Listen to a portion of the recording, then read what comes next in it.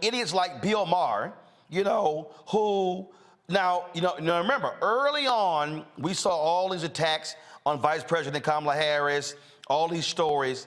Y'all notice you really haven't seen many as of late, right? You haven't seen many as of late. But now Bill Maher decides to open up his big ass mouth, and he decides to say, oh my God, Biden should replace Vice President Kamala Harris because she's such a failure. She's a failure? Really, Bill? I don't think so. And just because you say so. So here's this is the discussion that took place somewhat on his show on Friday night. Listen to this stupidity. Could see is replacing the vice president because, yeah, she's not very popular anywhere. And it didn't seem to work out. And I don't know, that's been done before on a ticket, I mean, a lot of people Tulsi Gabbard, remember, that was that moment in the debate where she brought up that there are men and women in California that are in prison for these, pot deals, and then she was laughing about getting high on the radio station. And it was just like Tulsi Gabbard was like this heat-seeking missile. That was the end of it. She's got a lot of, in addition to being, for some reason, an off-putting person, she also has, I think, a lot of baggage that probably wouldn't do well under a lot of scrutiny. I just think she's a bad politician, and I think she's a very bright person, but I don't know, but I can see them doing that, because a lot of the problem with Biden being old is, if he dies, then, you're going to get this person. Okay, so here's the problem with the Democratic Party. They're so boxed in by identity politics that you cannot conceive of a Democratic ticket that doesn't have a woman, person of color on it, and pretty soon you're going to line up behind that gay, Latino, and you're going to have, a deaf Eskimo be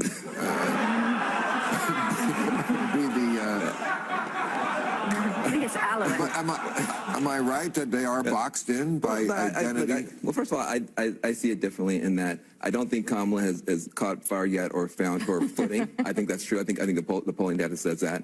But I don't think that she would be a weight on the ticket. What I will say is this. You talk about identity politics. Joe Biden is an example of identity politics. Joe Biden is an example of black voters saying, we think we need to put a white guy in there. And nobody says he's an identity politics guy.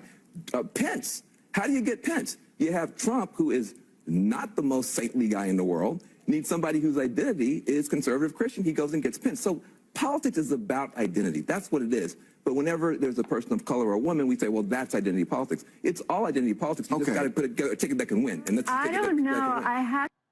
All right. So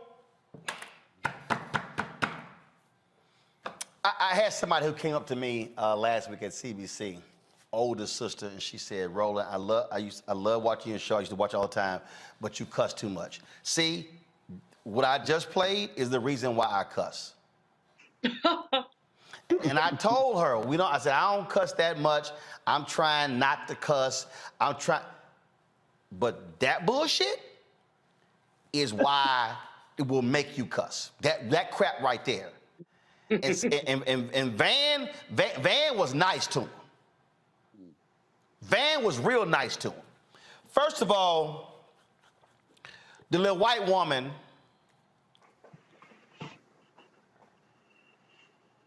I would have said, what the hell is off-putting? Mm-hmm. I would have said, I need you to explain to me off-putting. Mm-hmm. Every black woman who has worked in corporate America, in politics, in academia, has heard that little they're off-putting. What do you mean, off-putting? Then I heard baggage. First of all, she straight lied. It has been totally refuted, that lie about Kamala Harris locking up millions of people because of weed. That lie has been refuted. And a whole bunch of brothers and sisters were running around believing that lie, and it's a lie. It's a flat-out lie. And in fact, my man Drew comments, Drew, y'all follow him on social media. It was so funny because he's done a number of videos. Y'all, let me see if we can get Drew on the phone about this whole weed deal. It's a lie. So that woman just lied, and Bill Maher said nothing in correcting her. Then he said, bad politician. Do you know who is the most effective person for the White House right now in talking about the Dobbs decision and Roe v. Wade in the political context? Vice President Kamala Harris. Do you know who played a significant role in pushing Biden on the student loan debt relief? Vice President Biden, Vice President Harris. Now, did she have a rocky first year? Of course. Of course. But y'all notice all of the Harris's awful stories, y'all notice how they just disappeared.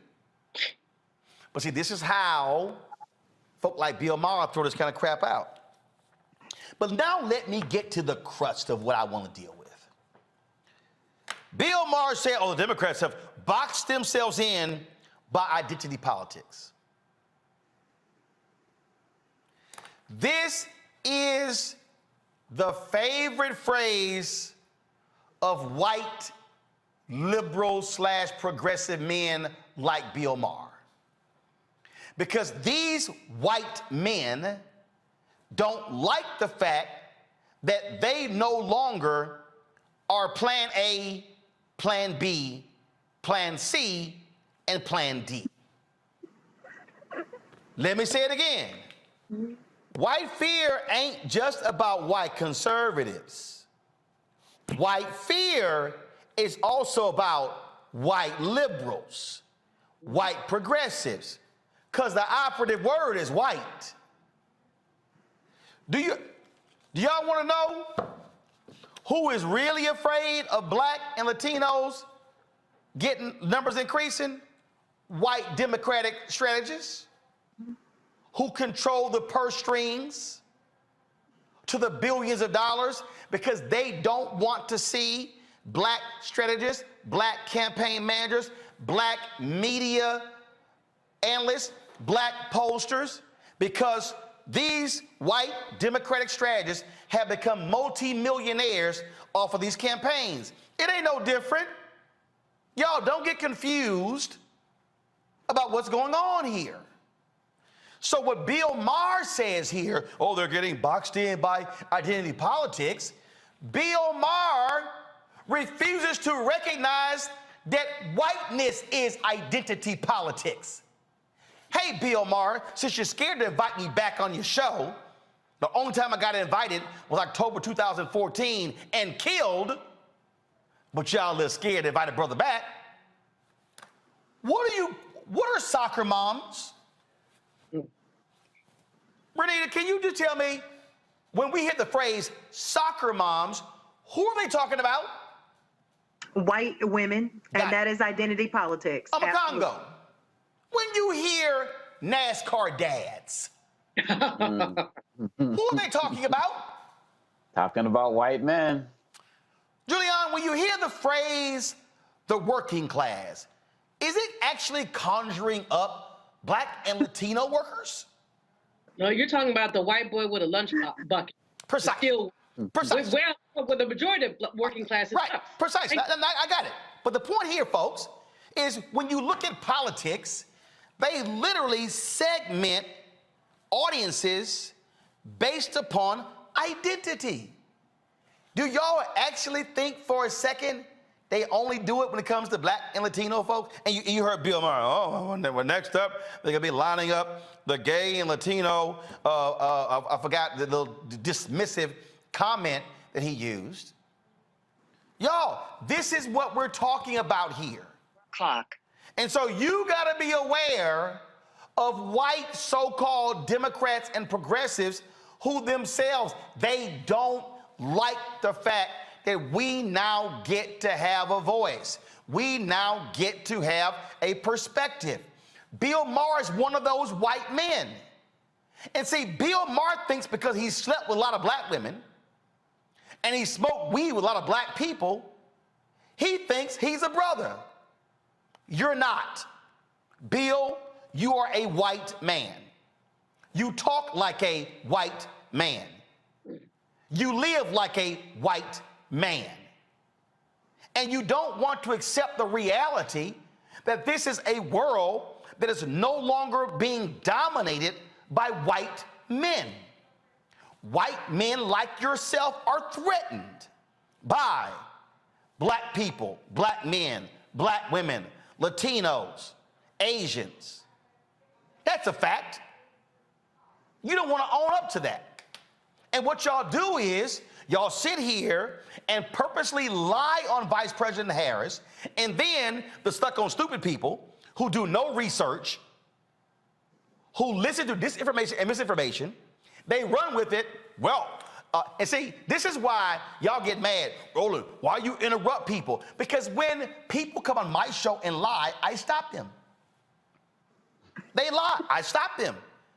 Bill Maher should have known with all the weed he smoked that what she said about Kamala Harris, locking up all of these black and brown people because of weed, was a lie. But when you're not a real journalist and you're playing a smart media person, you're really a comedian, and there's some smart comedians, you don't have the research at hand, so you can't say, I'm sure that's not true. So that woman, and again, just so y'all think I'm confused, I'm gonna play what Caitlin said, which is a lie, and I'm gonna bring my man Drew in, and I'm gonna bring the panel in as well, because y'all need to understand why we do this show. It's because people with like Bill Maher, with major platforms, when they throw that stuff out there, then folks will run with it. And then it spurs stories and blogs and podcasts. And that's how it gets built. Oh my God, Vice President Kamala Harris is so awful. She's so terrible.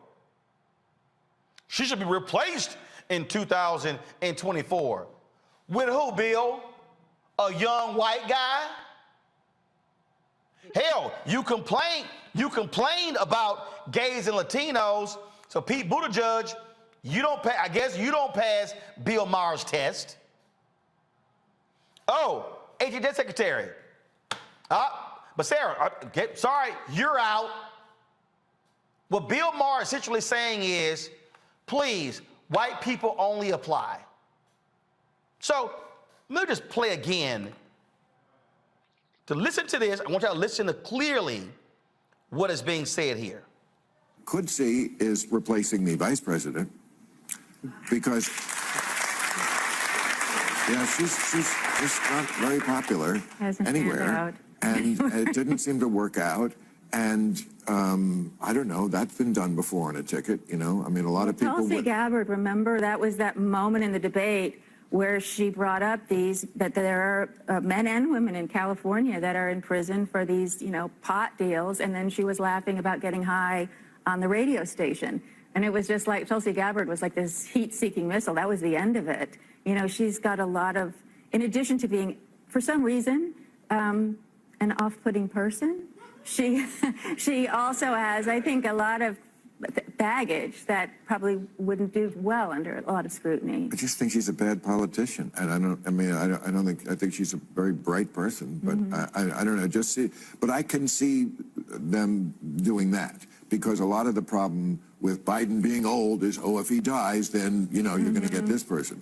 Okay, so here's the problem with the Democratic Party. They're so boxed in by identity politics that you cannot conceive of a Democratic ticket that doesn't have a woman, person of color on it, and pretty soon you're going to line up behind that gay, Latino, and you're going to have, a deaf Eskimo. A deaf Eskimo.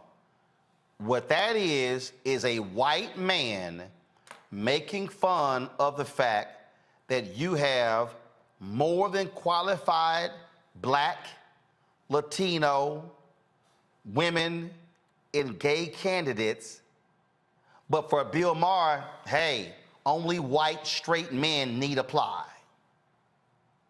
That's really what he's saying. Drew, I called you because you just heard with what that fool Caitlyn had to say. And Bill That's my Maher, comment. Bill Maher did not correct her at all.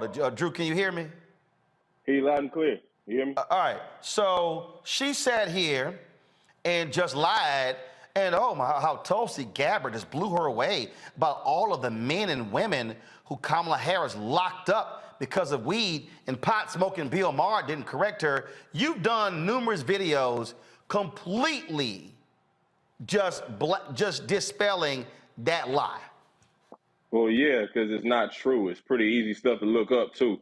Yeah, the moment with Tulsi Gabbard, it's easy to be loud and wrong, but in the moment, you know, when people can't fact check you in real time and make you seem like you know what you're talking about, but the fact of the matter is, everything that she said was an outright lie.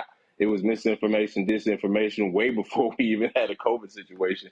But yeah, Kamala Harris literally is the opposite of what that. She did not lock up a bunch of black people for weed. As a matter of fact, when she became San Francisco DA, over the length of time of her DA reign, the admissions for state prison marijuana imprisonment fell 66% over her predecessor. Like the last guy locked up 135 people to state prison when marijuana was the most serious charge. Over the same amount of time, Kamala Harris locked up only 45. So that's a drop. Even when she became Attorney General, same thing. First of all, Attorney Generals don't even prosecute marijuana cases. I say it all the time. That'd be like the CEO of Target ringing you up on aisle 3. That ain't gonna happen. But even then, even during that time, the actual imprisonment for marijuana fell during her time as AG. So this mythical time that she was locking people up for weed, we ain't seen it in real life. But y'all got some good imaginations, though. And I've learned that. Well, and again, you know, when people like this go on national shows and repeat the lie and no one corrects the lie, then somebody watching goes, well, there it is. She was horrible. She was sick, but she was a cop. And she was just locking people up and just throwing the key away. And then the black folks ran with it. Oh, she locked up all these brothers. She didn't care about brothers. She didn't care about sisters. Or they took one case and said, oh, that represented all the cases. And folks were simply lying. And that's what Bill Maher calls baggage. Yeah, baggage. Yeah, that's funny.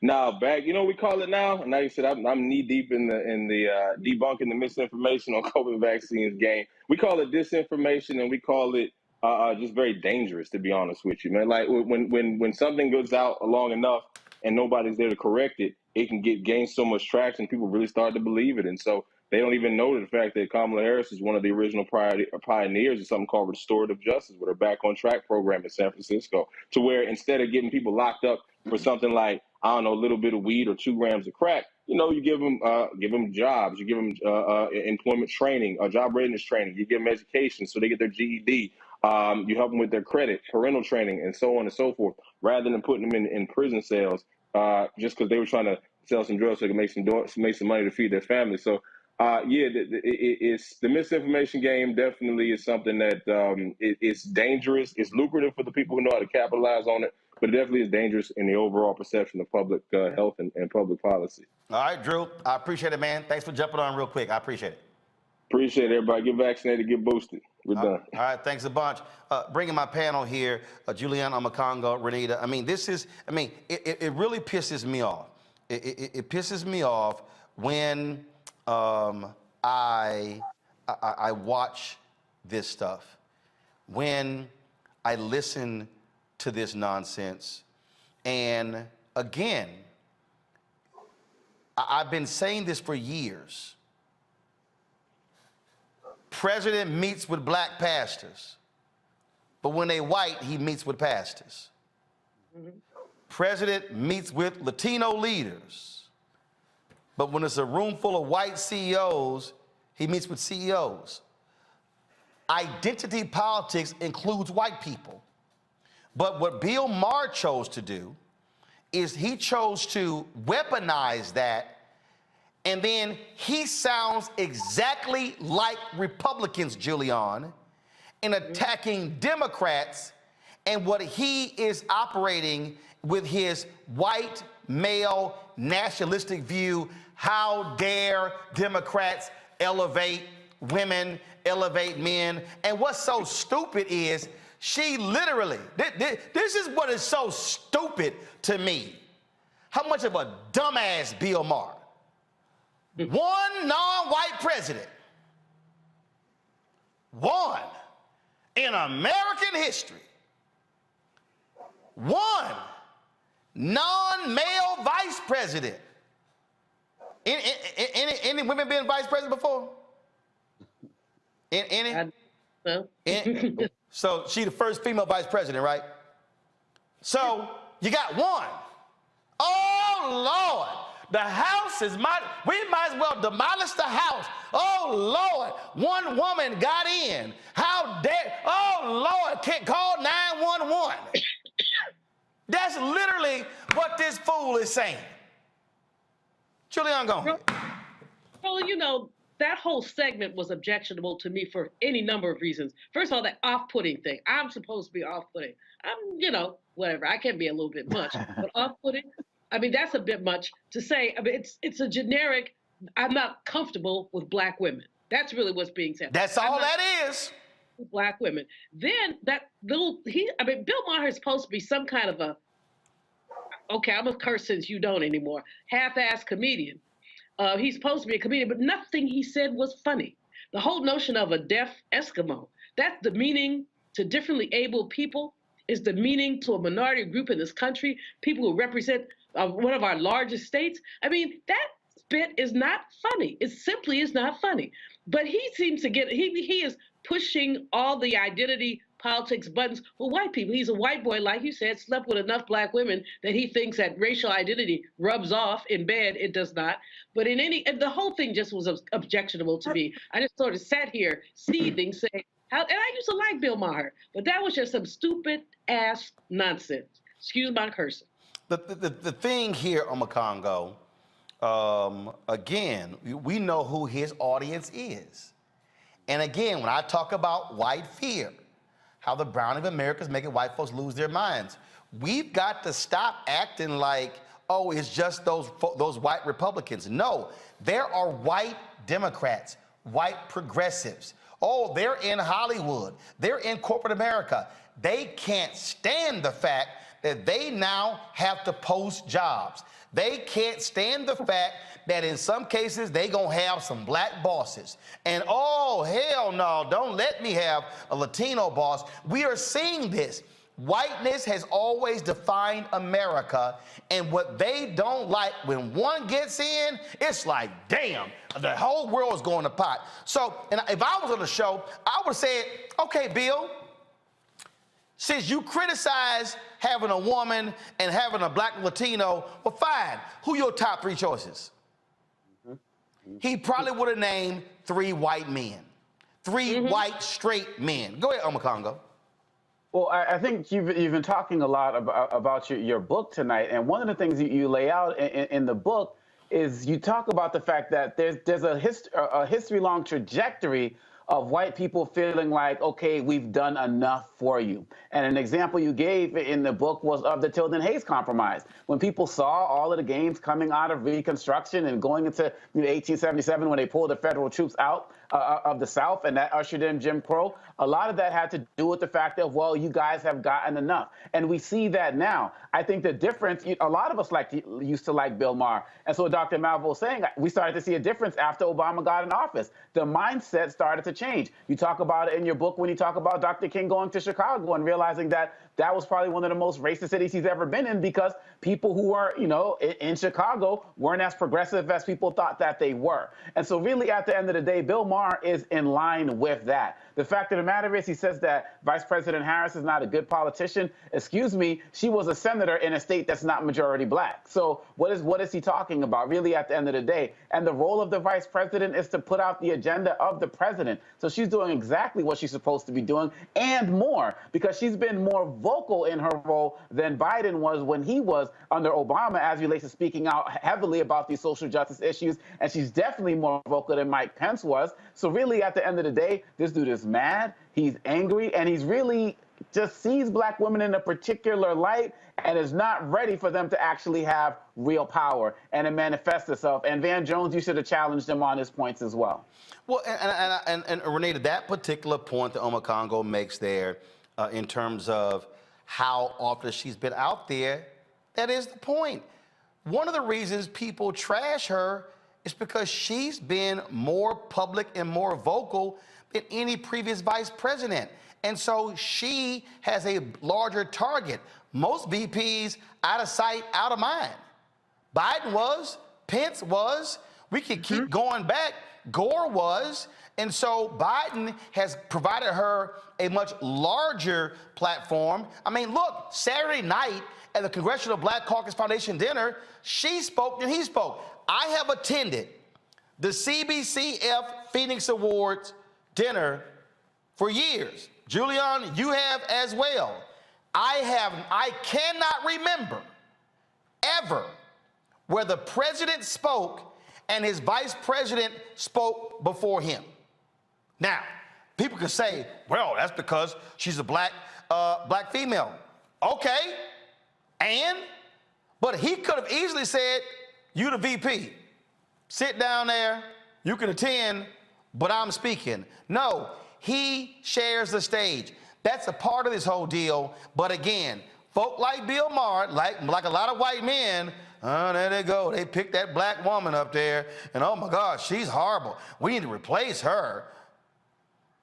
No, it's exactly like you said. And the reality is most people cannot even remember the name of previous vice presidents. You know why? Because all they have done is pretty much been in place in case something happens to the president. She has been more active, and that is why people do know her name. But to your point, Bill Maher just makes a case of something that I always say, which is racism is bipartisan. And people need to realize that there is a segment of white people within the Democratic Party who also have a fear of replacement theory, just like white conservatives do. And they are thinking about replacement theory of black folks becoming the posters, the strategists, and almost exclusively the candidates. But the DNC can listen to Bill Maher if they want to, but they will be learning some uncomfortable lessons, because we have seen ticket after ticket where you put up two white straight men and Democrats lose. So what people like Bill Maher have to realize is that this is a black party. And the reason why I say that is because when you look at who consistently votes for Democrats, it's black women first, and then black men are number two. So if you want to win elections, you have to invest in black voters. You have to have black candidates who will speak to black issues in order to get what is the majority of your base energized and ready to go and ready to vote. And until the Democratic Party does that, we will be losing elections. Man, and damn, for Bill Maher, oh my, it's so sad when people might want to see themselves reflected in political office. But see, for him, he's upset because he sees what's coming. And that's fewer white men being in control. That's a fact, Bill, whether you want to accept it or not. All right, folks, back to our Roland Mark Unfiltered video in just one moment. When you talk about blackness and what happens in black culture, we're about covering these things that matter to us, speaking to our issues and concerns. This is a genuine people-powered movement. There's a lot of stuff that we're not getting. You get it, and you spread the word. We wish to plead our own cause, to long have others spoken for us. We cannot tell our own story if we can't pay for it. This is about covering us. Invest in black-owned media. Your dollars matter. We don't have to keep asking them to cover our stuff. So please support us in what we do, folks. We want to hit 2,000 people, $50 this month, raise $100,000. We're behind 100,000, so we want to hit that. Y'all money makes this possible. Check some money orders. Go to P.O. Box 57196, Washington, D.C. 20037-0196. The Cash App is $RM Unfiltered. PayPal is R Martin Unfiltered. Venmo is RM Unfiltered. Zelle is Roland at RolandSMartin.com. Asshole himself, Kanye West, showed his true colors today with his latest stunt dealing with White Lives Matter. I'm not wasting my time talking about that, but it was his attack on Black Lives Matter that I do want to focus on. He posted a message on social media where he was critical. Let me say it again. He was critical of of this Black Lives Matter, and he blasted them, y'all, in his post. This is what he actually posted. And again, he's who he is. He posted, "Everyone knows that Black Lives Matter was a scam. Now it's over. You're welcome." That's what he posted. Well, Kanye being Kanye, if you still listen to his music and follow him, well, shame on you. Joining us right now is Dr. Melina Abdullah, the director of the Black Lives Matter grassroots movement. Melina, glad to have you here. You know, it's interesting. I did a radio interview, Melina, and a reporter asked me about this issue. I told the reporter, I don't give a damn about Kanye West. He has no value to me whatsoever. And she says, well, you know, but he has power. I said, no, he doesn't. I said, he might influence folks to buy his clothes. I said, but frankly, the average person, the average black person out there can't afford his damn clothes and don't want those ugly ass clothes. But the thing that we're seeing here, again, this constant attack on Black Lives Matter. I've had reporters tell me, Patrice McCullers was misappropriating funds. I said, I haven't seen evidence of that. I've seen the allegations. I have not seen where audit was done. They continue to attack Black Lives Matter, saying, oh, they were stealing and oh, they were doing these different things. Now you have Kanye talking about that it's a scam. Just your initial thoughts on this latest attack on Black Lives Matter and the work that you do. Sure. I mean, I don't know what that stunt was yesterday. I know that Kanye West has not been involved in Black Liberation Movement or Black Lives Matter, even though he's been invited to the table and to help. And he hasn't been. And so we're going to continue to do the work. It's not over. Despite what Kanye West is saying, it's not over. We're just coming back from Tampa, Florida, where we had a huge victory, won the largest cash award of anybody who was killed by police in the name of Andrew Joseph III. We're working to end qualified immunity. We're continuing to do work in the streets in terms of policy and in terms of education. And so one of the things that we offered is maybe Kanye is just woefully ignorant. And so I did invite him to my class and said, you're welcome to learn about race, racism, and why we say Black Lives Matter and what it means. And so that invitation still stands. And that is what it is. We're not going to let Kanye West slow us down with this really affront to not only what we do in the streets, but an affront to the people who have lost loved ones, whose loved ones have been stolen by police violence. You know, the reporter asked me, would I sit down and meet with Kanye? And if I did, what would I say? I said, first of all, I wouldn't. I said, I'm not wasting my time.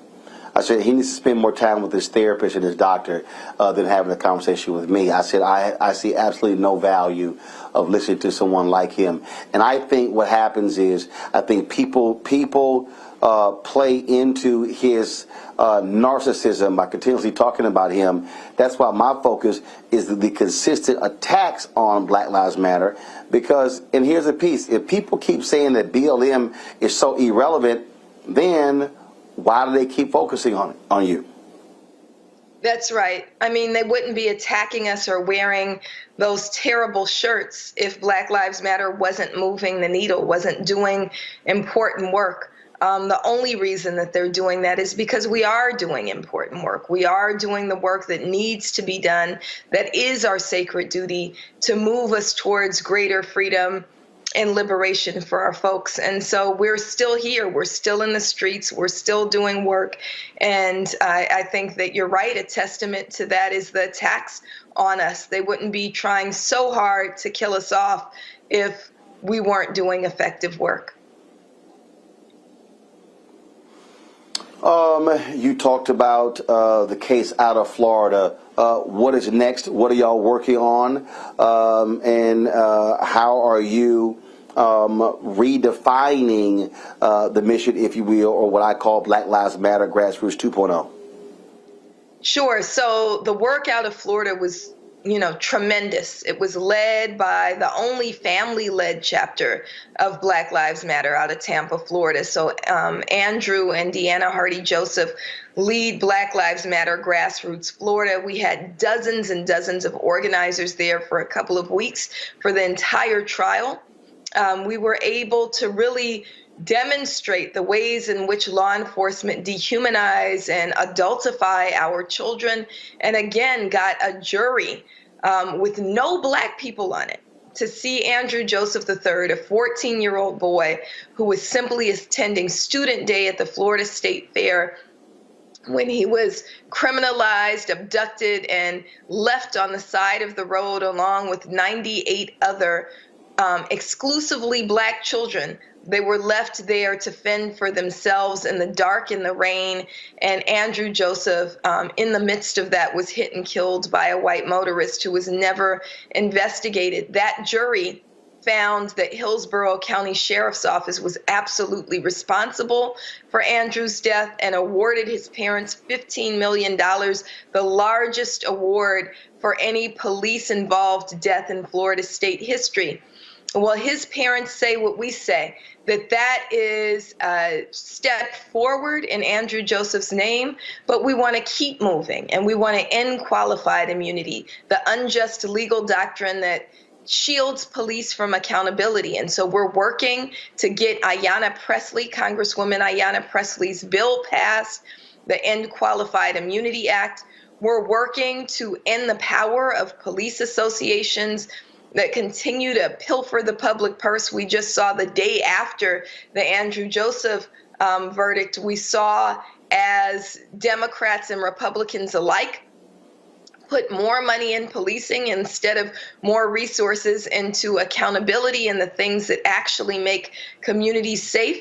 So we're working to end police associations, and we're moving into a period that we call Black Xmas, where we want to understand the relationship between white supremacy and rampant predatory capitalism, as Julianne Malveaux calls it, and be deliberate with our dollars. And instead of just spending away with corporations that don't care about us and are often responsible for our deaths, we're encouraging everybody to build Black, buy Black, and bank Black, and they can visit blackxmas.org for more on that. Panel, any questions for Melina? Let me first start with Teresa Lundy.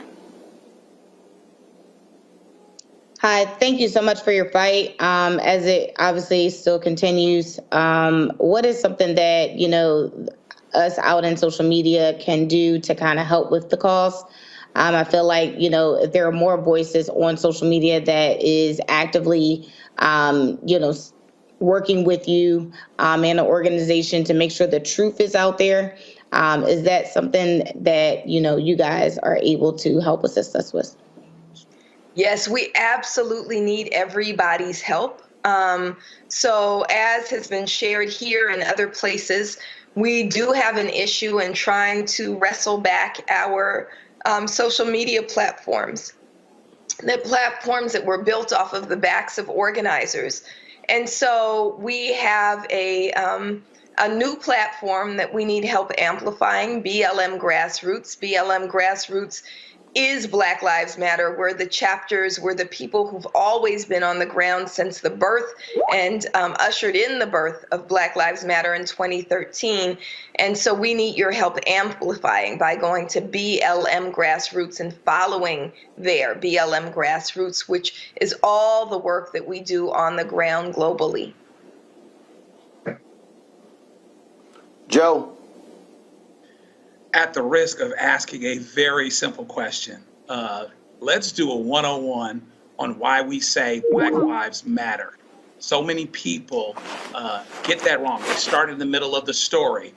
They say, well, white lives matter too. Well, the problem is that as it pertains to the execution of the laws and the things that have happened, we're coming from a tradition nationally where Black lives have not been mattering. And so we say Black Lives Matter, not at the risk of or in lieu of other lives. But what would you say to the 101 person who perhaps is well-intentioned, but needs that explanation of why we say Black Lives Matter? So I think you just said it. right, that white folks in this country and in this world have never been targeted for demise. Black people have. This world has been set up as a racial hierarchy with white people on top and black people on the bottom. And if you look at virtually every economic, social, and political measure, black people have been placed on the bottom. We are, the most incarcerated, not because we commit more crimes, because the criminal system of injustice was set up to produce those outcomes. We have the lowest rates of home ownership because of things like unjust practices by banks and by mortgage lenders. We have the highest rates of mother and infant mortality because of injustices in the healthcare system, because of institutions which were created to profit from us, to exploit us, and to enrich others. And so we have to say Black Lives Matter, because Black lives are the ones that are under attack.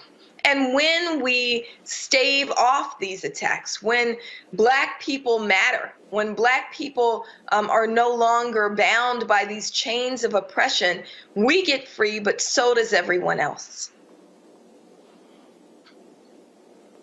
Michael. But before I get to the BLM issue, Roland, I want to thank you for having Mr. Crump on, my fraternity brother, a proud Omega man. Very smart of you to have somebody like that on. Now to, and I know you don't. You better go and ask your question before you get embarrassed. But go on ahead. Did you ever wonder, and this certainly happened sometimes successfully, sometimes not successfully, with some of the marches in the 60s, that they had some folks that were designed to be there to keep people from destroying businesses. Because I'm sure you get frustrated by the stories that come out sometimes after your protest rallies, where they really focus on knuckleheads that are, obviously looting businesses. Have you ever tried to do that, to have people that are really just designed to keep people from destroying businesses? So the priority for Black Lives Matter is to end state-sanctioned violence against Black people. And I know that there are media tactics used to divert the gaze away from what the real issue is. So they want to focus on whether or not a Starbucks window was broken. Let's say that we are focused on Black life. We're not focused on the interests of white property owners. That is a tactic, a diversionary tactic. And so we want to lift up what it is our focus is, right?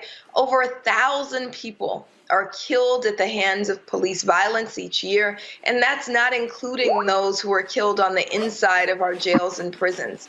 And so that's where we're keeping our focus. We're trying to make sure that people stay in the streets. And as you know, there are very, very few instances where Black people are actually engaging in some of the things that we're accused of. Most of us are doing righteous work that lifts up the names that we have to constantly lift up, that says names like Jalen Walker and Riddell Jones and Ryan Twyman. Most of us are doing righteous work, and we want to keep people focused on that righteous work. Very good. Keep up the good work. Thank you so much. All right, Melina Abdullah, we certainly appreciate it. Thank you very much for joining us. Thank you so much for having me, brother. All right, folks, back to our Roland Martin Unfiltered video in just one moment. Don't wait till November 8th. We can vote today, y'all. Early vote started this week. We're on Savannah State University's campus. We will be dorm storming today, giving out treats for everyone. We hope to see everyone at the polls when it comes to November. If you believe we got power, let them know. Make some noise. Put a fist up. I need to see a fist in the air because we got power. Come on, you put it up. Come get your shirt. We're out here in the streets of Savannah, Georgia. James, do not forget to go vote. I got you. If we vote the right people in, we can make a change. We can get these resources in our community. I am a woman, and it is important that we have the say-so of what we want to do with our bodies.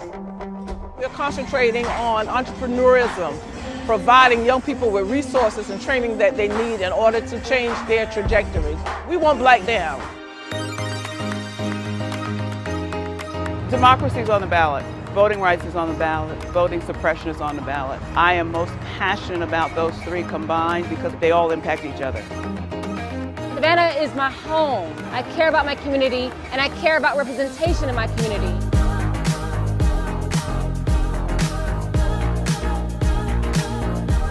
Our voices are still going to be heard no matter what kind of obstacles try to come up against us to stop us from voting. We're still going to be standing our ground. I see the effort that's being made to keep our communities from voting. So that makes me realize it's even more important, because if it wasn't important, they wouldn't be fighting to make sure we couldn't vote. This doesn't stop this year. This is a forever movement. We're going to exert our power as a people, walk in our rightful place. We're going to change our communities, fight for our communities, and build our communities.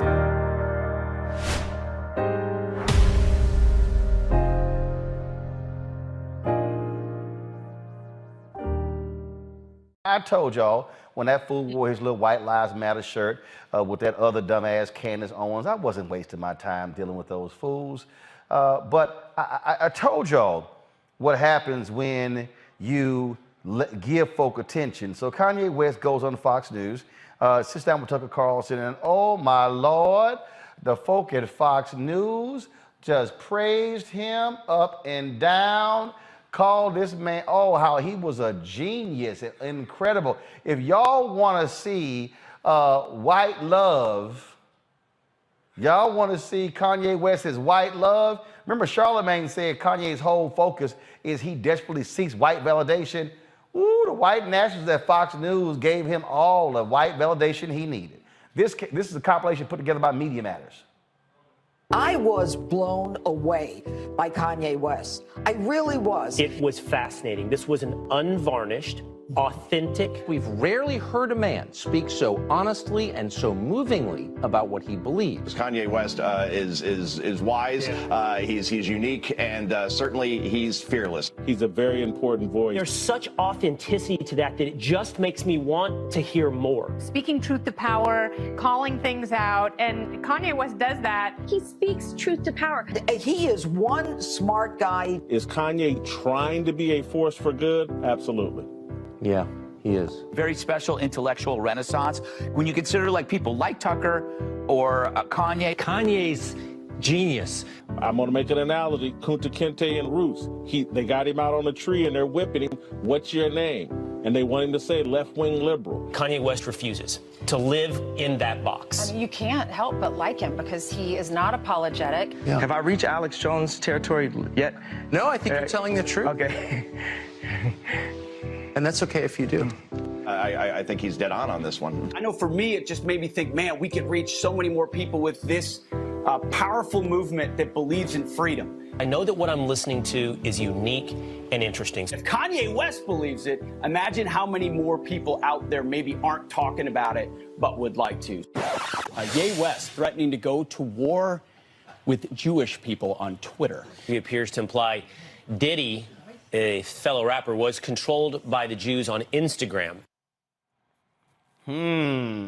Boy, ain't that one pretty funny. Boy, did y'all just hear how these folks just lost their minds? Oh, Lord have mercy. Kanye is like Black Jesus to them. I mean, they just were beside themselves for the praise and love of Lil Kanye.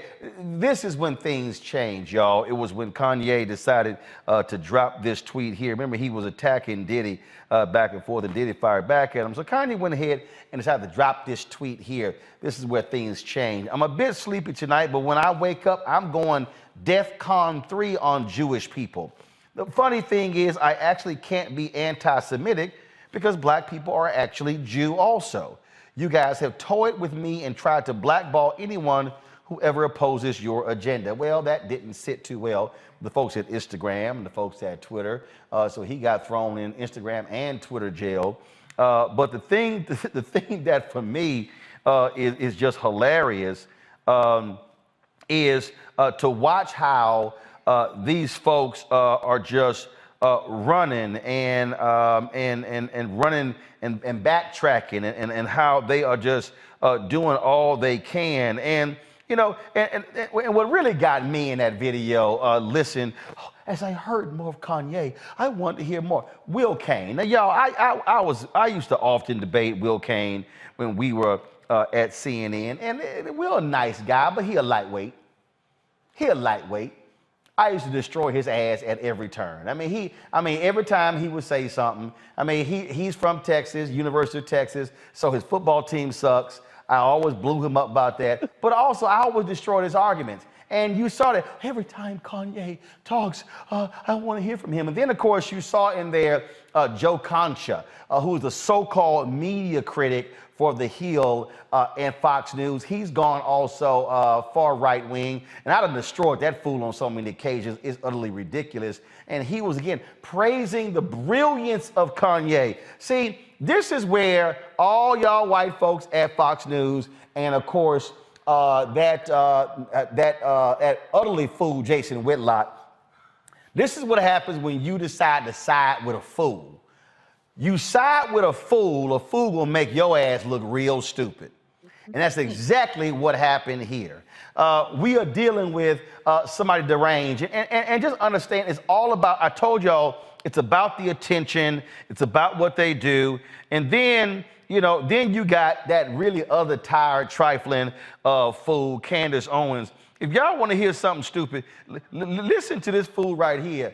Try to defend Kanye with her. Now, I'm not going to play all of it because y'all know she ain't the brightest bulb in a dark room. I mean, if y'all truly want, if there's a match made in heaven, is Candace Owens dating Jason Whitlock. I mean, those two can go to the Clarence Thomas prom at any time. But just listen to this fool. That was the tweet.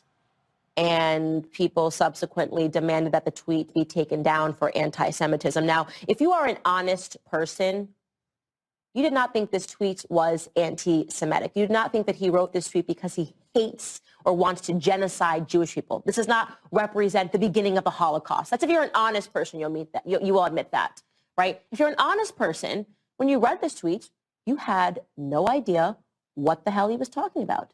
I had no idea when I read this tweet what the hell he was talking about. This tweet inspired questions, not answers. First and foremost, right there. Okay, so here's the deal. Candace, that's probably the first time. We agree.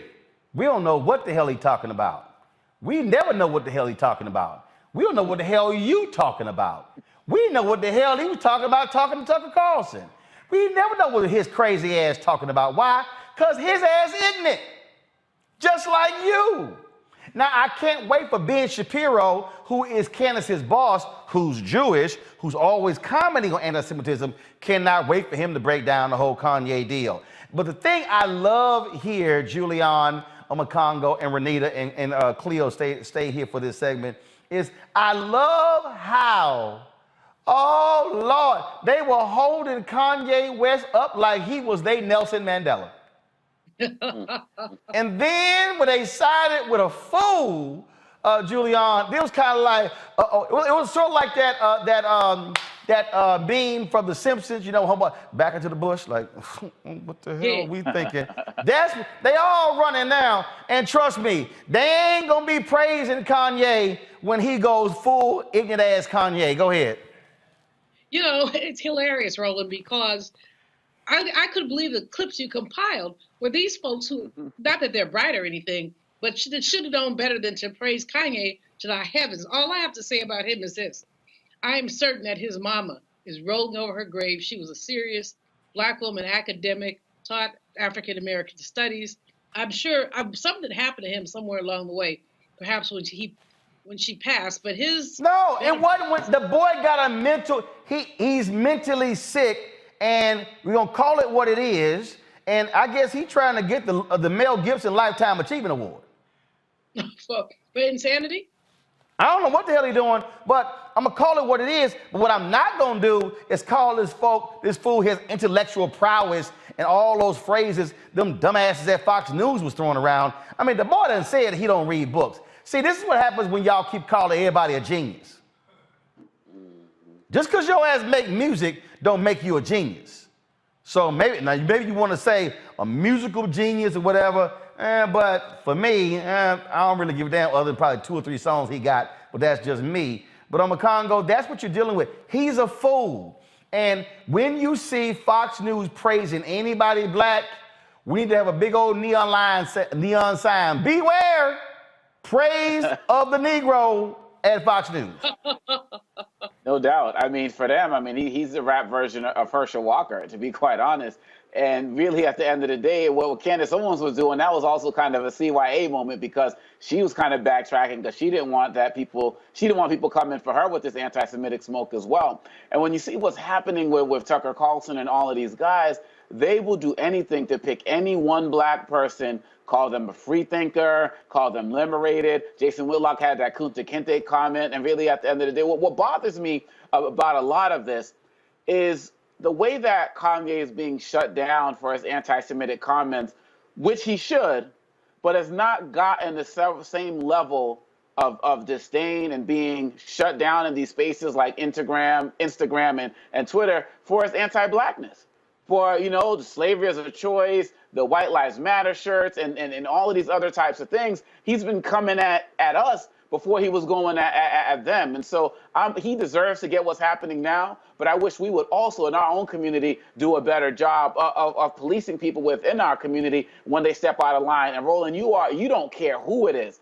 Obama, Kobe Bryant, LeBron, the same people you praise, when they do right, if they do something that you feel doesn't help the culture, you speak up on it. And more of us need to do that as well. And so Kanye's getting what he deserves now, but quite honestly, it should have happened a lot sooner, in my opinion. Renita, I'm just getting a kick again how they are just, again, treating Kanye West like he is just this unbelievable intellectual force, and then, Jason Whitlock, he is doing these things for the good. Boy, sit your fake ass down. Yeah, no, I'm with Congo, except I do, to me, this is hilarious that this has all happened. It's not hilarious what he's putting out there, but it's hilarious how far they went to lift him up, as they do anytime they get any black person who is putting out anti-blackness and who is high profile. So, of course, in their minds, for white conservatives, anybody like a Herman Cain, Ben Carson, Candace Owens, any of these people, they're authentic when they are, talking about running down our communities and talking about black people in really negative ways. And so this is just what we've seen as par for the course. But like Congo touched on something that was very important, which is that it is very interesting that, with this one tweet, he has been, attacked, rightfully so, from so many different areas, but he has been putting out constant disinformation and nonsense about black people for quite a long time, dangerous information like, slavery wasn't that bad, things like that, and that was just allowed to go on. And so I just would like to see the same level of outrage every time that he is, putting out misinformation. But, they wanted him. Black people have been saying that something has not been right with Kanye for a while. They wanted him. Now they got him. So they're stuck with him. All right, Cleo, before I go to you, I want to show you this Fox News hopscotch, because they were like, oops. I mean, so watch these fools at work. Listen to y'all. It was your Friday night. You didn't have to get up early, so I assume you stayed up late-ish for you. You probably watched Tucker and Hannity, and so that means you probably saw Kanye's interview. What did you think? I did. I watched the entire interview, and I know that I watched part 1 and part 2.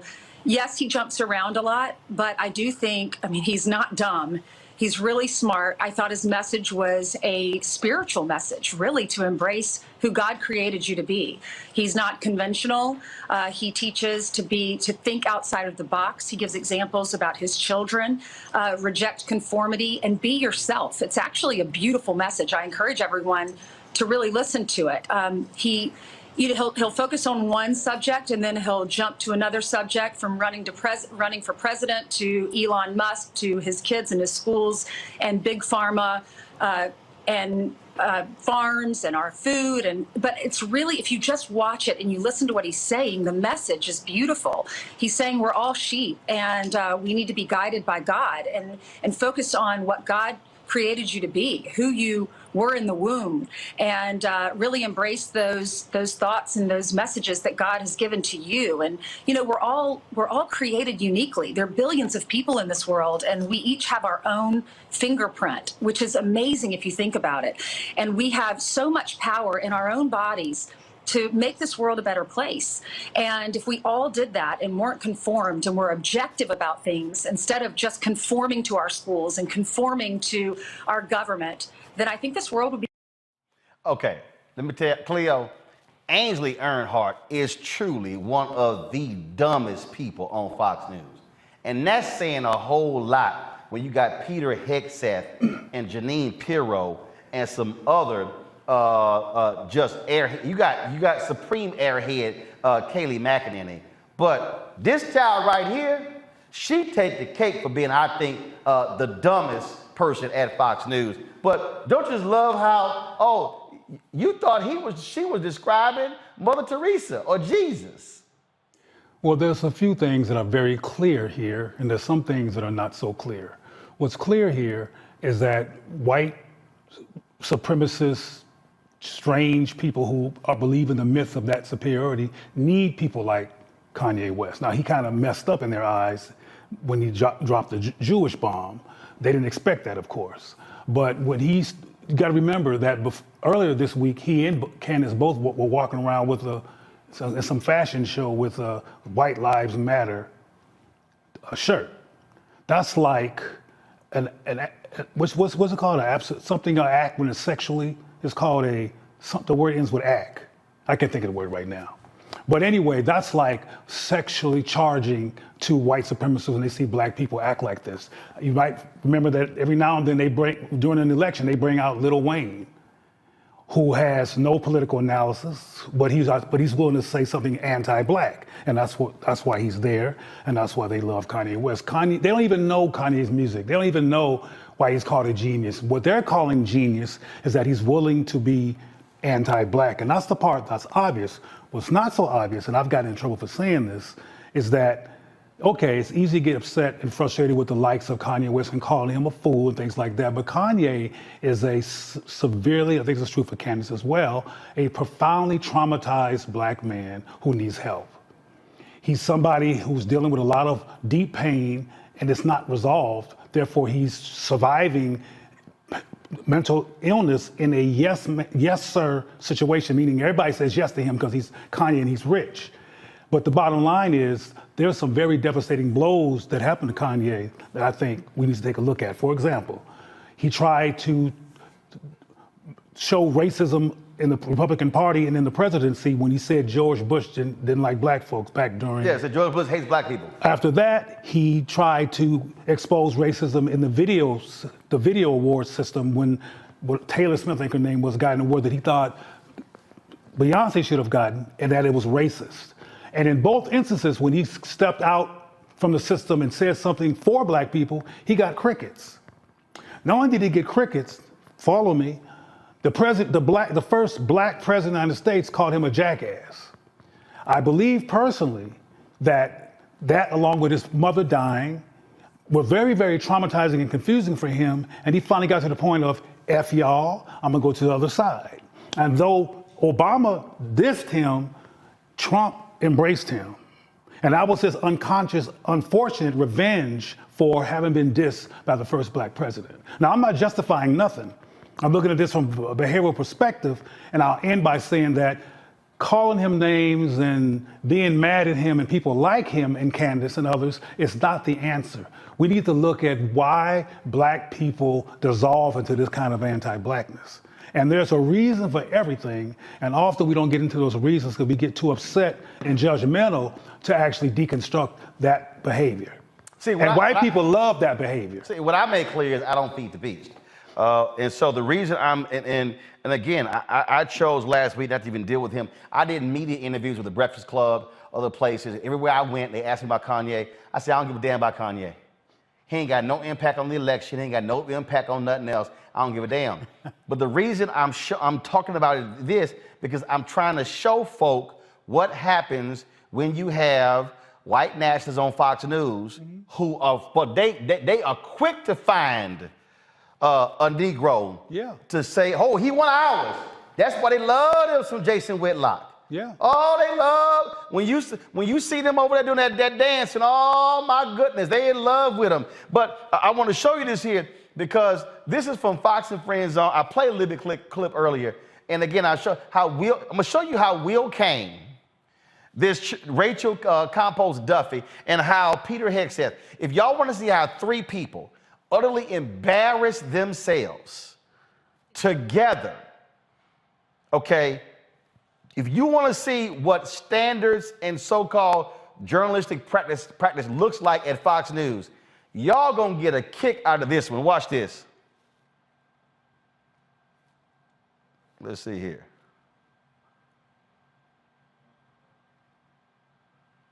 Hold on one second. I'm gonna come back to me. I'm gonna see if I had it set up. Cause when I saw this story, y'all, when I said I hollered, I'm talking about I hollered because they were having a conversation. They were having a conversation about the tweets. But then what happened was they hadn't actually read them. And then they were told, so watch this. See if I can skip this ad. Okay. All right. I'm trying to skip this ad here. They got all these ads on here. Okay, here we go. Did y'all have it now? The last several years is, and I don't know, because I haven't seen these posts by Kanye. Something is branded racist or anti-Semitic, you know what I mean? But you never really see the original source material because in a media account of it, they don't repeat whatever it is. Right. This is a real trend over the last couple of years where the headline will say a certain thing and then you read the article and the article is conclusive, meaning it was racist, it was anti-Semitic, but the supporting evidence is never provided. And the only reason I say that is because I don't trust everybody making the calls. I'm not saying it wasn't anti-Semitic. I don't know because I don't get to see the original source material. It's censored. Okay, y'all, it was available to be seen. So Will Kane literally went on television to discuss a topic and then said, oh, I didn't see it, but I'm about to opine on it, and it's wrong, it got taken down, although I never saw it. Okay. I think that the new journalistic standard is don't repeat it if it is considered racist or anti-Semitic or whatever it may be. So therefore, just as a consumer, you don't ever, you just have to trust the storyteller. Yeah. You don't actually get to see the story. Well, I'm sorry. Okay, I'm sorry, y'all. This fool just said, sorry, y'all, I ain't read the tweet, but I'm discussing the tweet I haven't read. And then it's a shame because when the media talks about it, they never actually show you what he said. Your ass media! You're literally on the #1 cable news network, news in quotation marks. You are media. And you're like, the media doesn't show. Y'all not showing it. Will Kane, oh my God. Dude, do you know how stupid you sound? You literally sound like an idiot discussing a post and you go, I haven't read it. But it's a shame where we talk about things and the media never shows it. Y'all don't show it. Let me play the rest of this stupidity. Question that Kanye or Ye was going to have to be taken down after what happened in the Tucker Carlson interview, after wearing that shirt.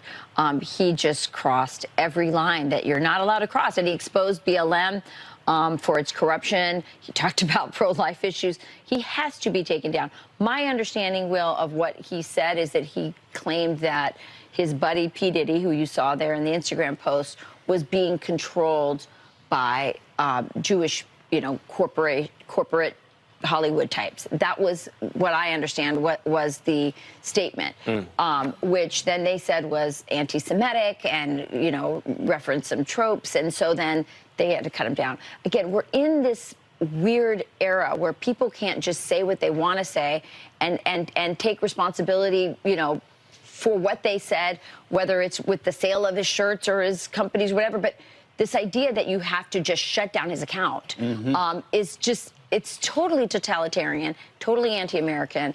Oh my God, I'm just so sorry that people just can't say what the hell they want to say. I mean, look, they just want to call you the N word, call you the K word, call you the B word, call you whatever you want. Look, I don't understand. Why can't people just say what they want to say and then they just sort of take real responsibility of it? But how dare they take down something they might consider to be racist? Oh my God. What in the world must be done? What must we do? Oh, I'm sorry. Were there any Fox News people who were fired for, sending, pics of their penis around? I don't know. Eric Bolling. I don't know. Ed Henry got fired for sexual impropriety. I don't know. Bill O'Reilly. We can keep going. Were there any Fox News people who made racist comments and then they no longer employ it there? Yeah, I think so. Wasn't Bob Beckel, did he make some sort of racial comment and got taken off the air and got fired?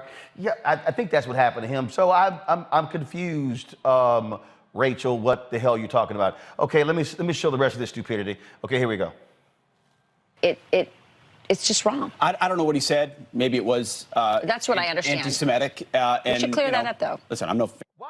Okay. Peter Hegseth. I don't know what he said.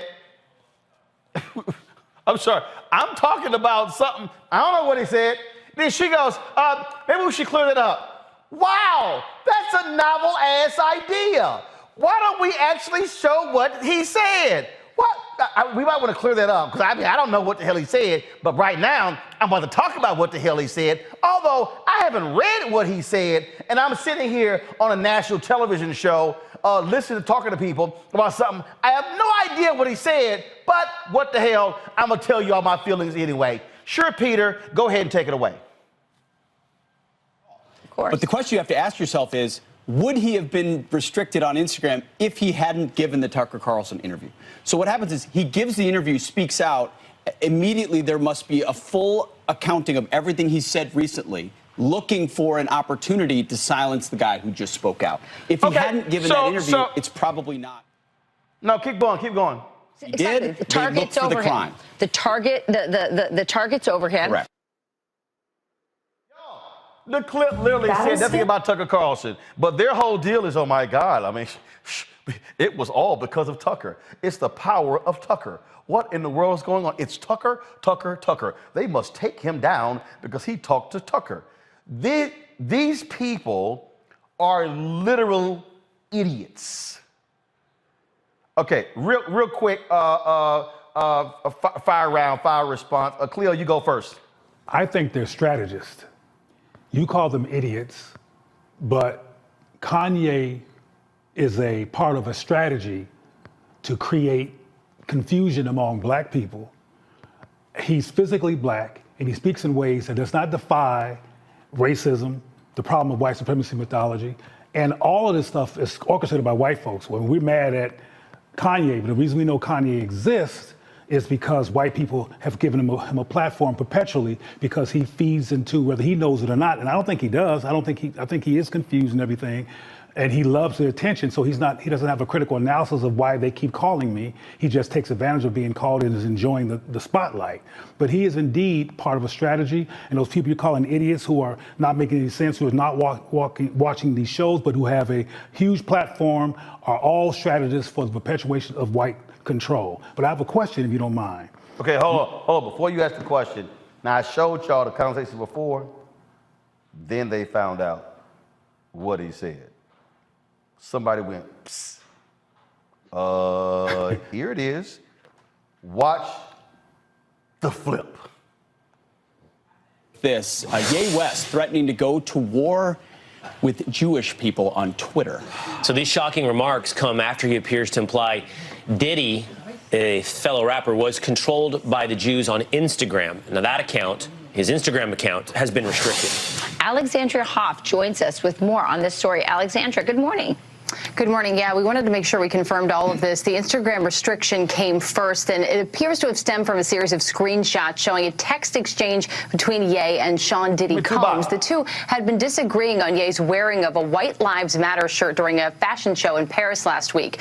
The convo contained language by Ye that social media users and the American Jewish Committee called out as anti-Semitic. Instagram has taken down Ye's post and temporarily restricted his ability to share and comment. Now, from there, Ye took to Twitter for the first time since 2020, where he called out Instagram chair and Facebook CEO Mark Zuckerberg, writing, "Look at this, Mark. How are you going to kick me off Instagram?" And then continued with another anti-Jewish statement. The tweet has since been deleted by the company for violating Twitter's rules. We reached out for confirmation of that, but the Times of Israel and the Daily Mail shared it. It read, "I'm a bit sleepy tonight, but when I wake up, I'm going DEFCON 3 on Jewish people. The funny thing is I actually can't be anti-Semitic because black people are actually Jew. Also, you guys have toyed with me and tried to blackball anyone who ever opposes your agenda." Now, that was followed by another tweet, quote, "Who you think created cancel culture?" And that second tweet, it does remain up. It's unclear right now how long Ye's Instagram will remain restricted. The American Jewish Committee shared on their Instagram account, writing, quote, "Kanye West should figure out how to make a point without using anti-Semitism." Well, Rachel, Pete. All right. Thank you, Alexandra. Yeah. Thank you. Yeah. Thank you. Unfortunate. I mean, there's no... Pretty ugly. It's ugly. Yeah. But we talked about it earlier without knowing about these tweets and saying, of course, they're going to put a target after what he said with Tucker. There's going to be a target on him, no doubt. Yeah. But in this particular case, I mean, he brought the target with that. And then the question is, should he be removed from Instagram, and who gets to decide that, or Facebook or whatever? And I think that's the question, not just about Kanye, about everybody. You know, what are the standards? Who sets the standards? And how is social media being monitored? And one could argue, if you are really interested in exposing and diminishing racism or anti-Semitism in the world, that you're better off knowing that it exists. And if we pursue a policy or a culture in the world where we constantly silence, censor, and cancel, you don't know what exists underneath the surface. That's a good point. So to your point, Rachel, condemnable sentiments from Kanye West. What is the appropriate reaction? Meaning, is censorship and silence the appropriate reaction to actually accomplish a goal? I can't listen to this bullshit anymore. Y'all saw how they shift? Oh my God, these. Oh my goodness. You saw how the tone shifted? Right now, let's go to breaking news.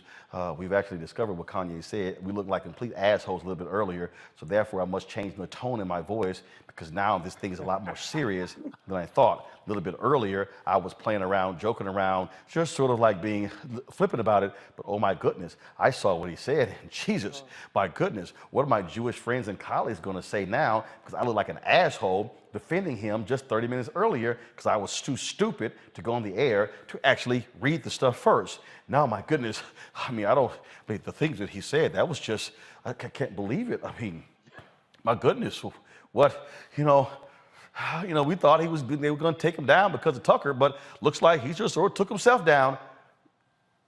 I told y'all, these are ignorant people, and yes, Cleo is right. It is by design how they are appealing to their white audience. But you see what happens. You saw in real time how Fox News will go on the air, no facts, no information, check nothing, and then opine and trash everybody as being wrong, and then go, oh my goodness, look what the fool said. Now we must change our tone because now this thing is serious. Cleo, go ahead. Well, another thing that occurred, though, during that excerpt that you just played is that they were trying to still save Kanye, or they call him Ye. which I'm like, yay, okay. Anyway, because they know Kanye, they love him. He's yay, like share, and is one word. Anyway, they were trying to still save him because there's some anti-Semitism, frankly, in these systems as well, along with the white supremacy mythology and insanity. So they didn't want to throw him completely under the bus. They said stuff like, well, who has the right to cancel his voice? Anyway, what I was going to ask though before we went there was that, is there a Latino, white gay, Asian, or white lesbian equivalent in popular culture to Kanye West? Well, first of all, I mean, you do have white artists, you've got gay artists, you got Latino artists. So, but I know, but the equivalent. Well, first of all, when you say equivalent, you got somebody who's in music. He was married to a Kardashian. He's got a fashion line. So I mean, so that's it's not a comparison. They will bring in Lil Wayne with no record on the charts. Again, or no nothing. But again, but you understand what agenda is. I mean, we know exactly what their agenda is. The thing here, Omakongo, that jumps out at me. You saw how they oh my goodness. I mean, we look like fools. This is what happens when you go on air. Know what the hell you talk about. All they had to do was lead with that woman who brought in the actual tweet, and their whole conversation would have been different.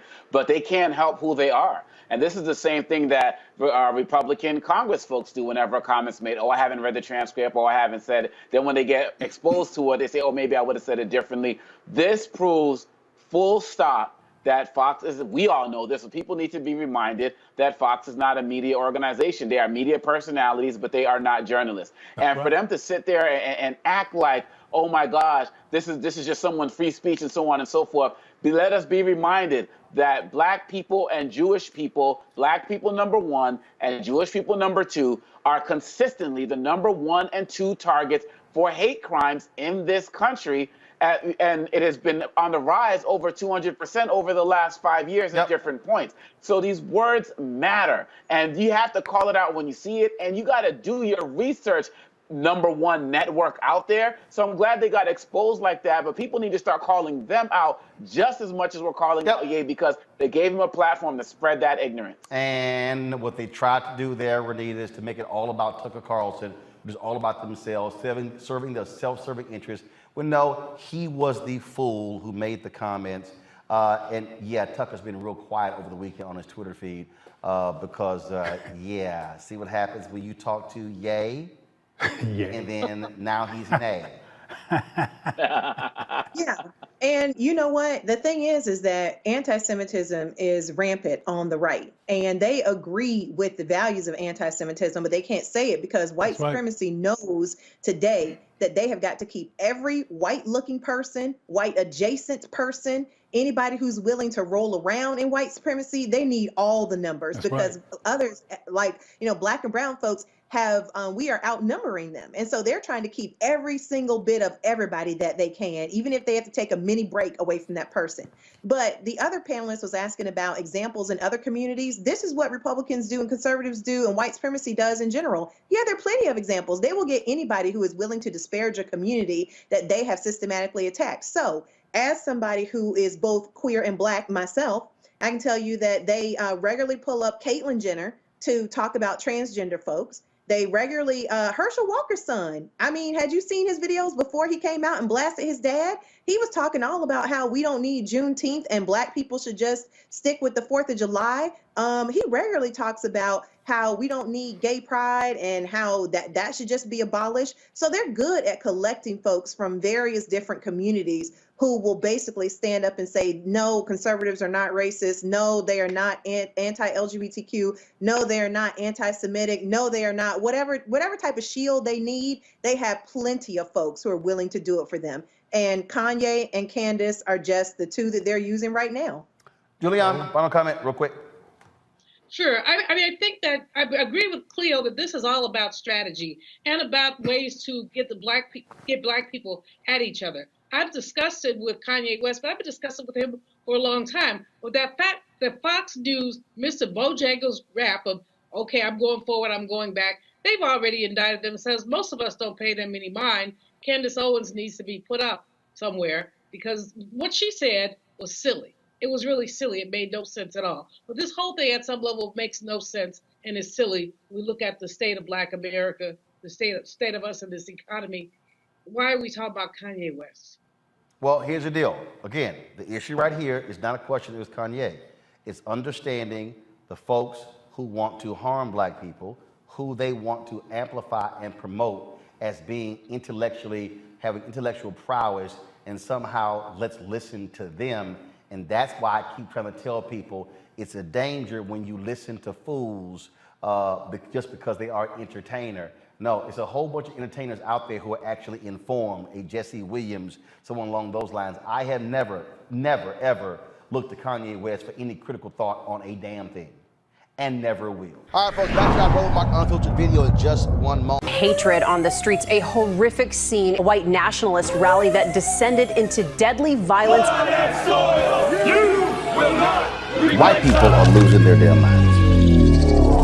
As an angry pro-Trump mob storms the U.S. Capitol, we've seen We're about to see the rise of what I call white minority resistance. We have seen white folks in this country who simply cannot tolerate Black folks voting. I think what we're seeing is the inevitable result of violent denial. This is part of American history. Every time that people of color have made progress, whether real or symbolic, there has been what Carol Anderson at Emory University calls white rage as a backlash. This is the rise of the Proud Boys and the Boogaloo Boys. America, there's going to be more of this. Here's all the Proud Boys, guys. This country is getting increasingly racist in its behaviors and its attitudes because of the fear of white people. The fear that they're taking our jobs, they're taking our resources, they're taking our women. This is white fear.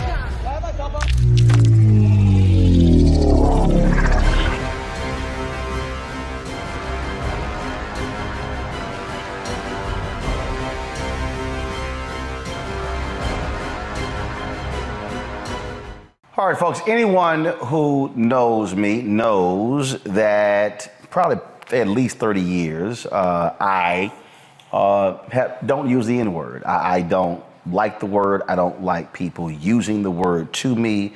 I don't like people using it on my timeline. If you do, I will block you in a heartbeat. That's why when that idiot Candace Owens tried to actually accuse me, she's like, the reason I blocked you because you called me an Uncle Tom in the South, and the N-word, I'm like, you're a liar, because I don't even use those terms. I don't allow them to be used even on my show. And so that's why Candace Owens is an absolute liar. And so I've watched with curiosity the response to people in the wake of Adidas and the Gap and CAA and other companies dropping Kanye West as a partner. And I've watched as African Americans have risen, some African Americans have risen to Kanye's defense by saying, he gets canceled, he gets dropped when he makes anti-Semitic comments, yet why is it that when the same Kanye West made anti-Black comments, when he made comments about Harriet Tubman, he made comments about slavery, why is it that people did not rush to drop him then? And I dare say the reason folk did not rush to drop Kanye West then, because Black folks, or a significant number of Black people, made a number of excuses for Kanye West. That's right. I don't really want to hear, I don't accept when I hear some Black folks make this ignorant ass position that, we have reclaimed the N-word, and we've dropped the ER, and we've added the A, and now it's an affirmative word. I took offense when Kendrick Lamar in the Vanity Fair cover story when he said, can we just have this word? I was like, hell no, send it back. And I'm watching folk right now defend Kanye. Kanye didn't lie. Jews do run the music industry. Jews do run media. But when you say I'm gonna go DEFCON 3 on Jews, and then he says I can make anti-Semitic comments and Adidas, they can't drop me. Well, they did today. In fact, y'all, I saw this tweet where he showed up at at Skechers. He showed up at Skechers unannounced and was filming. Skechers was founded by 2 Jewish men, and they politely escorted his ass off the premises. And then released a statement making it clear they ain't got nothing to do with him, ain't gonna be in business with him, and don't tolerate any damn thing that he has to say. That's what they said today. Also, the Holocaust Museum offered Kanye West a private tour, talked to him about the Holocaust. He turned them down and said that Planned Parenthood was his Holocaust museum. That's what he said. But the reason I am talking about this, because I told y'all I don't give a damn about the ignorant ass Kanye West. But the reason I am talking about this here is because I believe it is time for us to really begin to have a real substantive conversation in Black America. This is a time where we have to call a family meeting. Because I think one of the fundamental problems that we have is that we as African Americans, there is this knee-jerk reaction to somehow protect one of ours when white folks are attacking one of ours, as opposed to saying, no, his ass got to go.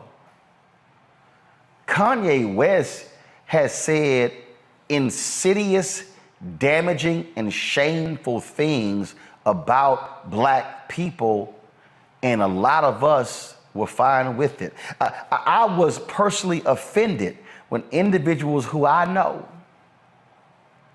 folk who work in politics and who are in business, who they throw up the fist and they holler Black Lives Matter and all of that. I was grossly offended when I saw on their timelines when they were buying tickets and going to the Mercedes-Benz Stadium in Atlanta when he was previewing his unfinished album. Some 70,000 folks were in there watching that spectacle in there. Then, of course, you had when he was in Soldier Field, y'all, Soldier Field as well, and he was same thing and brought out Marilyn Manson and others, and folks were defending that. And then I remember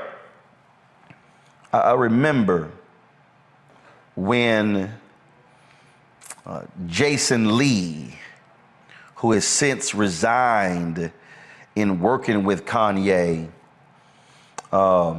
when they had that, remember they had that black dinner?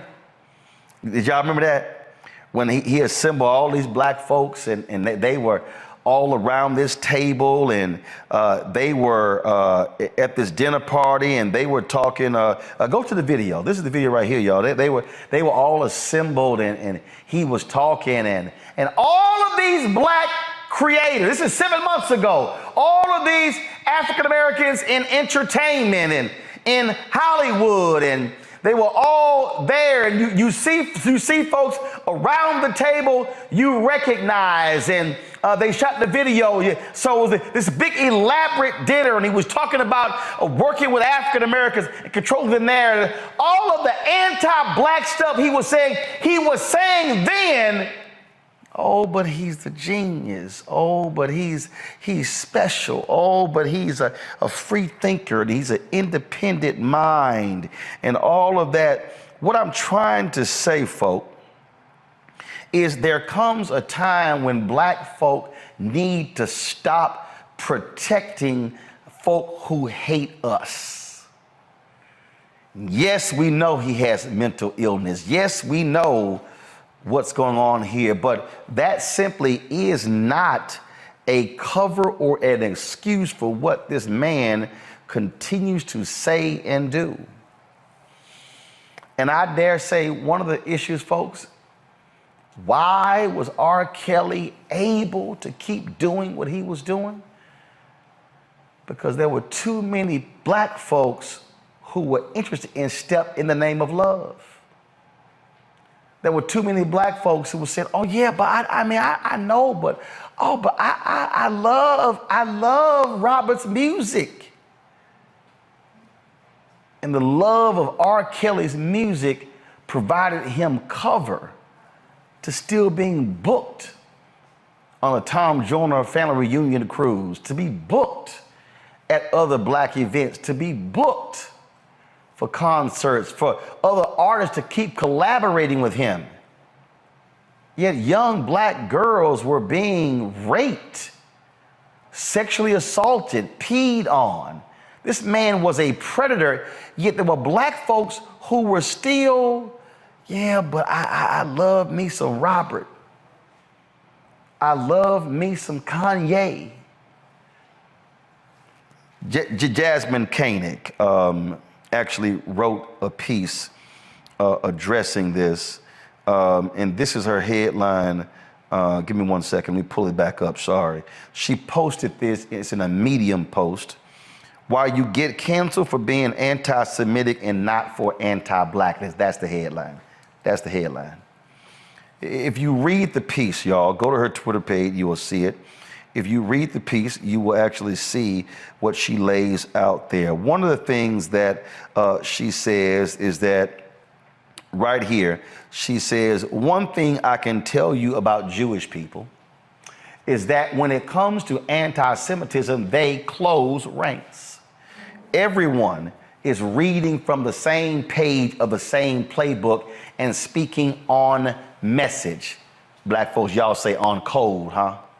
You won't find a segment of Jews who identify with anti-Semitic slurs or feel that if you replace this letter with that letter and reclaim the word, it changes its meaning and makes it okay to use. The same can't be said of black people. Half of us use the N-word as a term of endearment. So why should the rest of America get their panties in a bunch over anyone else using it, as long as we continue to use it and allow others to make millions of dollars from our use of it? Jasmine ends her piece right here. She says, go back to it. She said, I admire.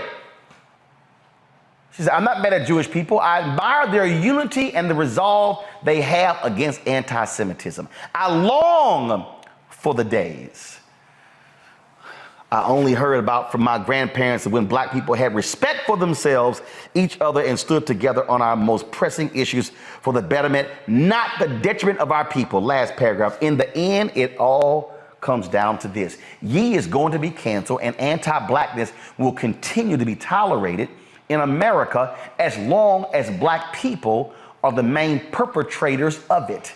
On this, we can't expect more than what we're willing to do to ourselves. You cannot demand for somebody else to respect you. Let me look right here. So I need to be real close to y'all. You cannot demand for somebody else to respect you if you are unwilling to respect yourself. Please show me the massive petitions to say enough of Kanye's music. Please show me the massive number of people who said Spotify stop playing his music. The massive number of people who said Adidas to hell with his gear. You can't compare the two if you didn't do the work to actually get him dropped. And there are too many of us, even right now, who continue to make excuses for Kanye West after the bullshit he said about George Floyd, after the White Lives Matter shirt and that crap with Candace Owens, after the crap he did with Donald Trump, after the stuff that he said on the Drink Champs, and the stuff he said to Tucker Carlson. And we go on and on and on and on and on. If you black and you defending Kanye West, You the damn problem. You the problem. And that is anti-blackness, no matter how you dress it up. Go to my panel for thoughts, final thoughts before we end the show. Matt, I'll start with you. I actually disagree to an extent, Roland. And I disagree insofar as I hate when we have this conversation as though black people are the only people who do this. I think this is an issue of celebrity, number one. I think two things can be true at the same time. I'm not at all supporting what Kanye said. I'm not giving him a pass. I think the brother has done way too many things in the public space that have been problematic. However, this is more a symptom of anti-blackness being something that is considerably more pervasive and more the original sin of America than anti-Semitism. And there have definitely been a lot of instances of anti-Semitism. I don't mean to trivialize it in any way, but we see instances of anti-blackness all the time on a grand scale that have nothing to do with Kanye.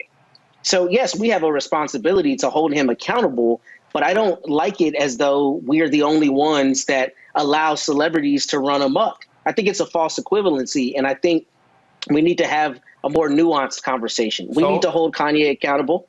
I think we need to, we can have intellectual conversations about the use of the N-word, but to put the onus solely on black people and say that we are, consistently failing our duty, I don't think that's true. Here's the whole deal. If something is defined as anti-blackness, then who other than black folks are supposed to lead the charge? I don't disagree that we should be involved in leading the charge, but I don't like the notion that we consistently never do that, because there are people who've been calling Kanye out and other black artists for years. No. There's a difference between a few individuals calling someone out and then mass mobilization. What I'm talking about is when you have mass mobilization saying enough is enough. What I'm arguing is that too many of us are making excuses. The reason R. Kelly continued to do what he did is because a whole bunch of us turned a blind eye because we loved his music. I mean, the record is sitting in front of us, and that's one. I mean, literally, black DJs, was still rolling with them. What I'm arguing is no one is going to protect us first other than us. I just think too often we give our folks a pass because we like their music or they cool or this ain't really no big deal. And frankly, it's wrong to go, well, why he getting canceled because anti-Semitic when he was making anti-black? But what did we do to mobilize against his anti-blackness? That's my point. I get it. And I think two things can be true at the same time. I mean, Mel Gibson's still making movies, right? Mel Gibson's still making movies, and he's said anti-Semitic things and had a number of things that have been problematic. And we're not, as a matter of course, saying that white people are dropping the ball for not calling them out. I mean, I just think it's a little bit of a false equivalency. And we should. I think it's a little bit of a false equivalency, and I think sometimes we are a little caustic in how we talk about it. I don't think you're wrong. I think we should hold them to task.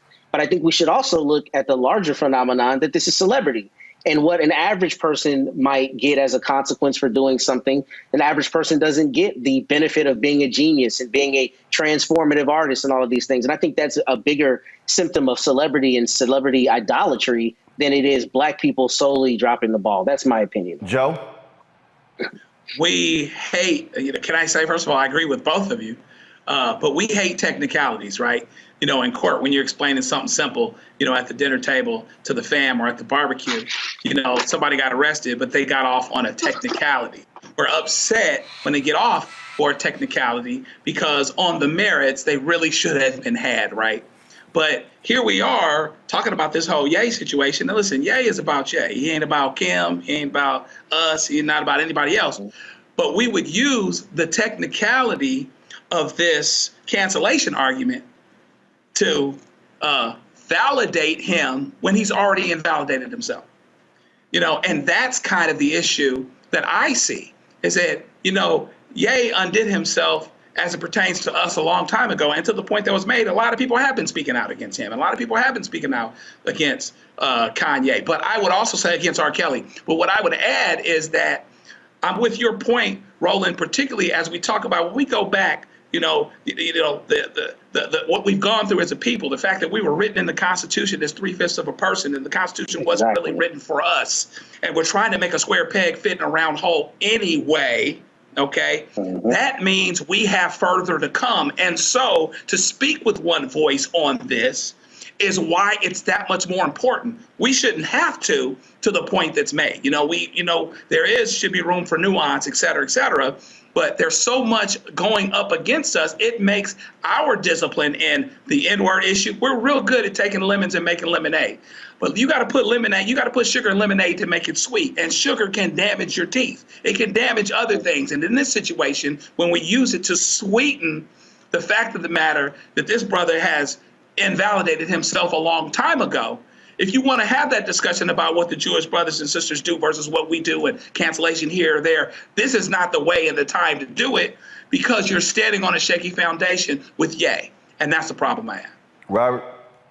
I think this kind of folds into the conversation we've been having on a macro level about reparations in the African-American community. I'm going to square the circle. Just give me a second.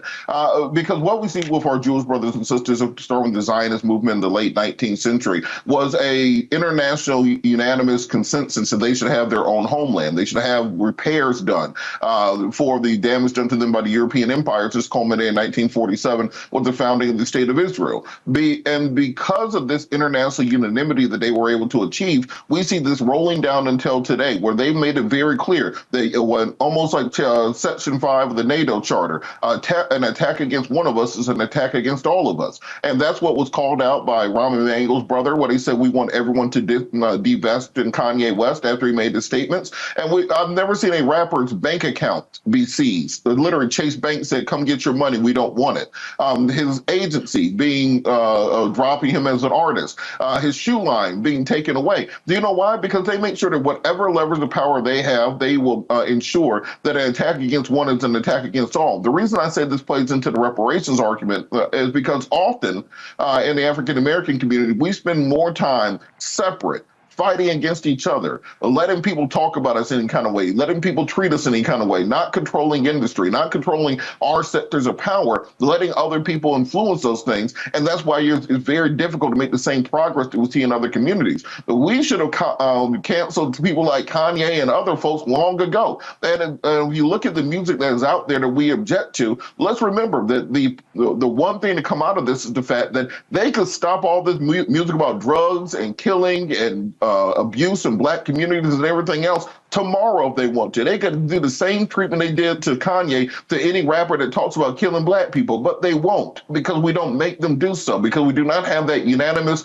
agreement that our community is to be respected, our community is to be treated a certain way. And until we get there, this will simply be another case of us seeing what other people do, but not taking the right lessons out of it. I don't know Kanye. Kanye doesn't give a damn about me, and I'm not particularly interested in what goes on with him. But what I do think we need to do is understand that our community, if we want to make the same progress we see in other communities, we have to start looking at those lessons they have created and adapting them and creating a bridge going forward so that we can get to where we want to be instead of simply talking about what other people are at. I cannot ask someone to respect me if I don't have self-respect.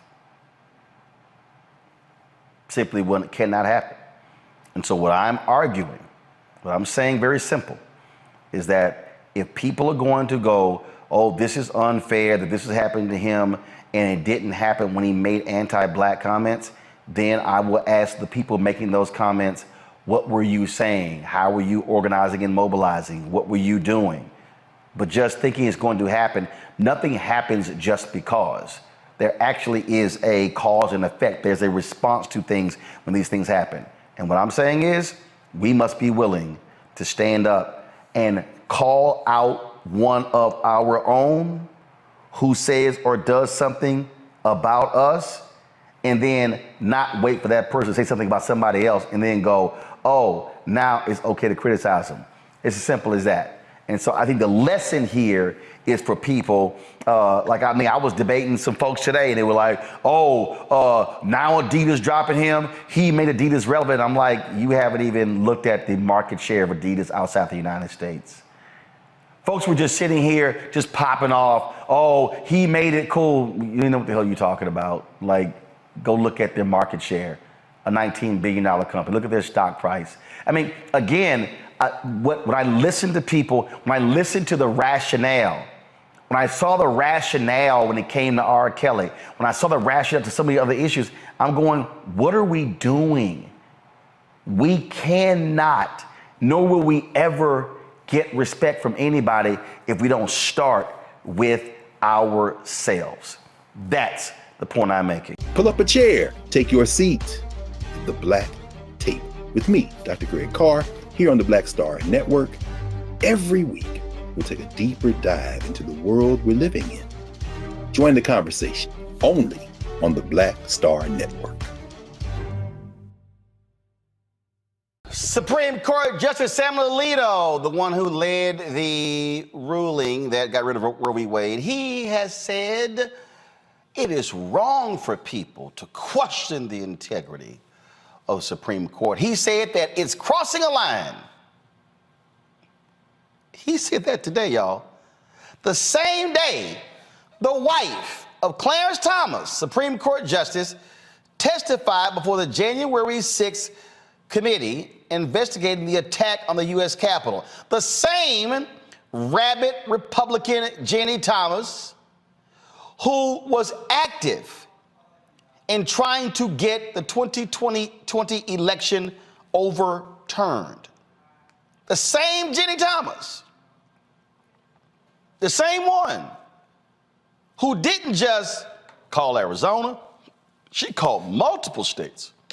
The same Ginni Thomas that helped raise money and pay for buses to come on January 6th. And you actually want me to believe that Clarence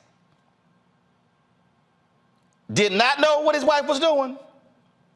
You've got to be outside your damn mind. And check this out. Congressman Benny Thompson, the chair of the committee, was there for about an hour today. He said her trifling ass sat before the committee and said she still believes the election was stolen. And Alito wants to tell us it's crossing a line to question the integrity of the U.S. Supreme Court. Thomas was interviewed for more than 4 hours, interspersed with brief breaks. And again, Thompson said she answered some questions and said that if Thomas provided committee investigators with something of merit, it will be included in the panel's next public hearing. Really? Here's a statement her attorney, Mark Paoletta, made after she appeared before the committee. Earlier today, Ginni Thompson participated in a voluntary interview with the J6 committee. She was happy to cooperate with the committee to clear up the misconceptions about her activities surrounding the 2020 elections. She answered all of the committee's questions. As she has said from the outset, Mrs. Thomas had significant concerns about fraud and irregularities in the 2020 election, and as she told the committee, her minimal and mainstream activity focused on ensuring the reports of fraud and irregularities were investigated. Beyond that, she played no role in any events after the 2020 election results. As she wrote in a text to Mark Meadows at the time, she also condemned the violence on January 6th as she abhors violence on any side of the aisle. There we go with the any side. Yeah. Thomas became of interest after the publication of text messages she exchanged with Trump's former White House Chief of Staff, Mark Meadows, and state lawmakers about overturning the election. Thomas and Meadows exchanged 29 text messages. In those messages, she urged him to fight for Trump and those seeking to overturn the 2020 presidential election. Thomas also contacted Arizona and Wisconsin state lawmakers to overturn Biden's victory.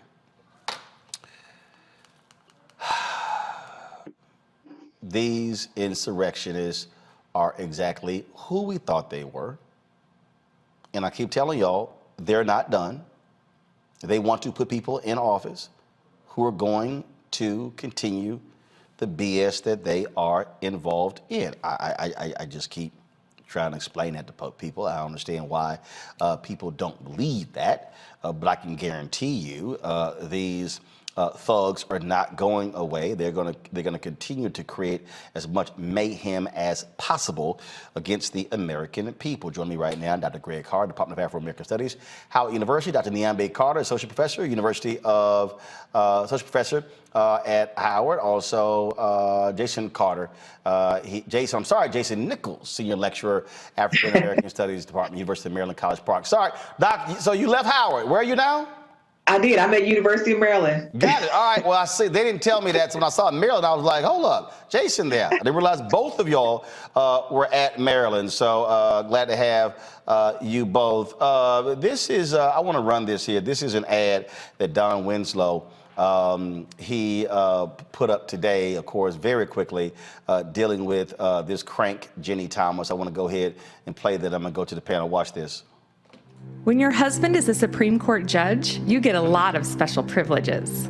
I can do whatever I want, and no one can stop me. People are saying I broke federal and state laws, but when you're Clarence Thomas's wife, it just doesn't matter. They can't touch me. I tried to overthrow the government, and all I got is this silly little interview. No one is above the law. You will never see me testify under oath and on television. It's nice to have family friends like Liz Cheney. Thanks, Liz. Now, Niambe, the reason Don took a shot at Liz Cheney there because she was very much involved in not wanting Ginni Thomas to come before this committee. For all of her anti-Trump stuff, she was quite protective of this MAGA Republican.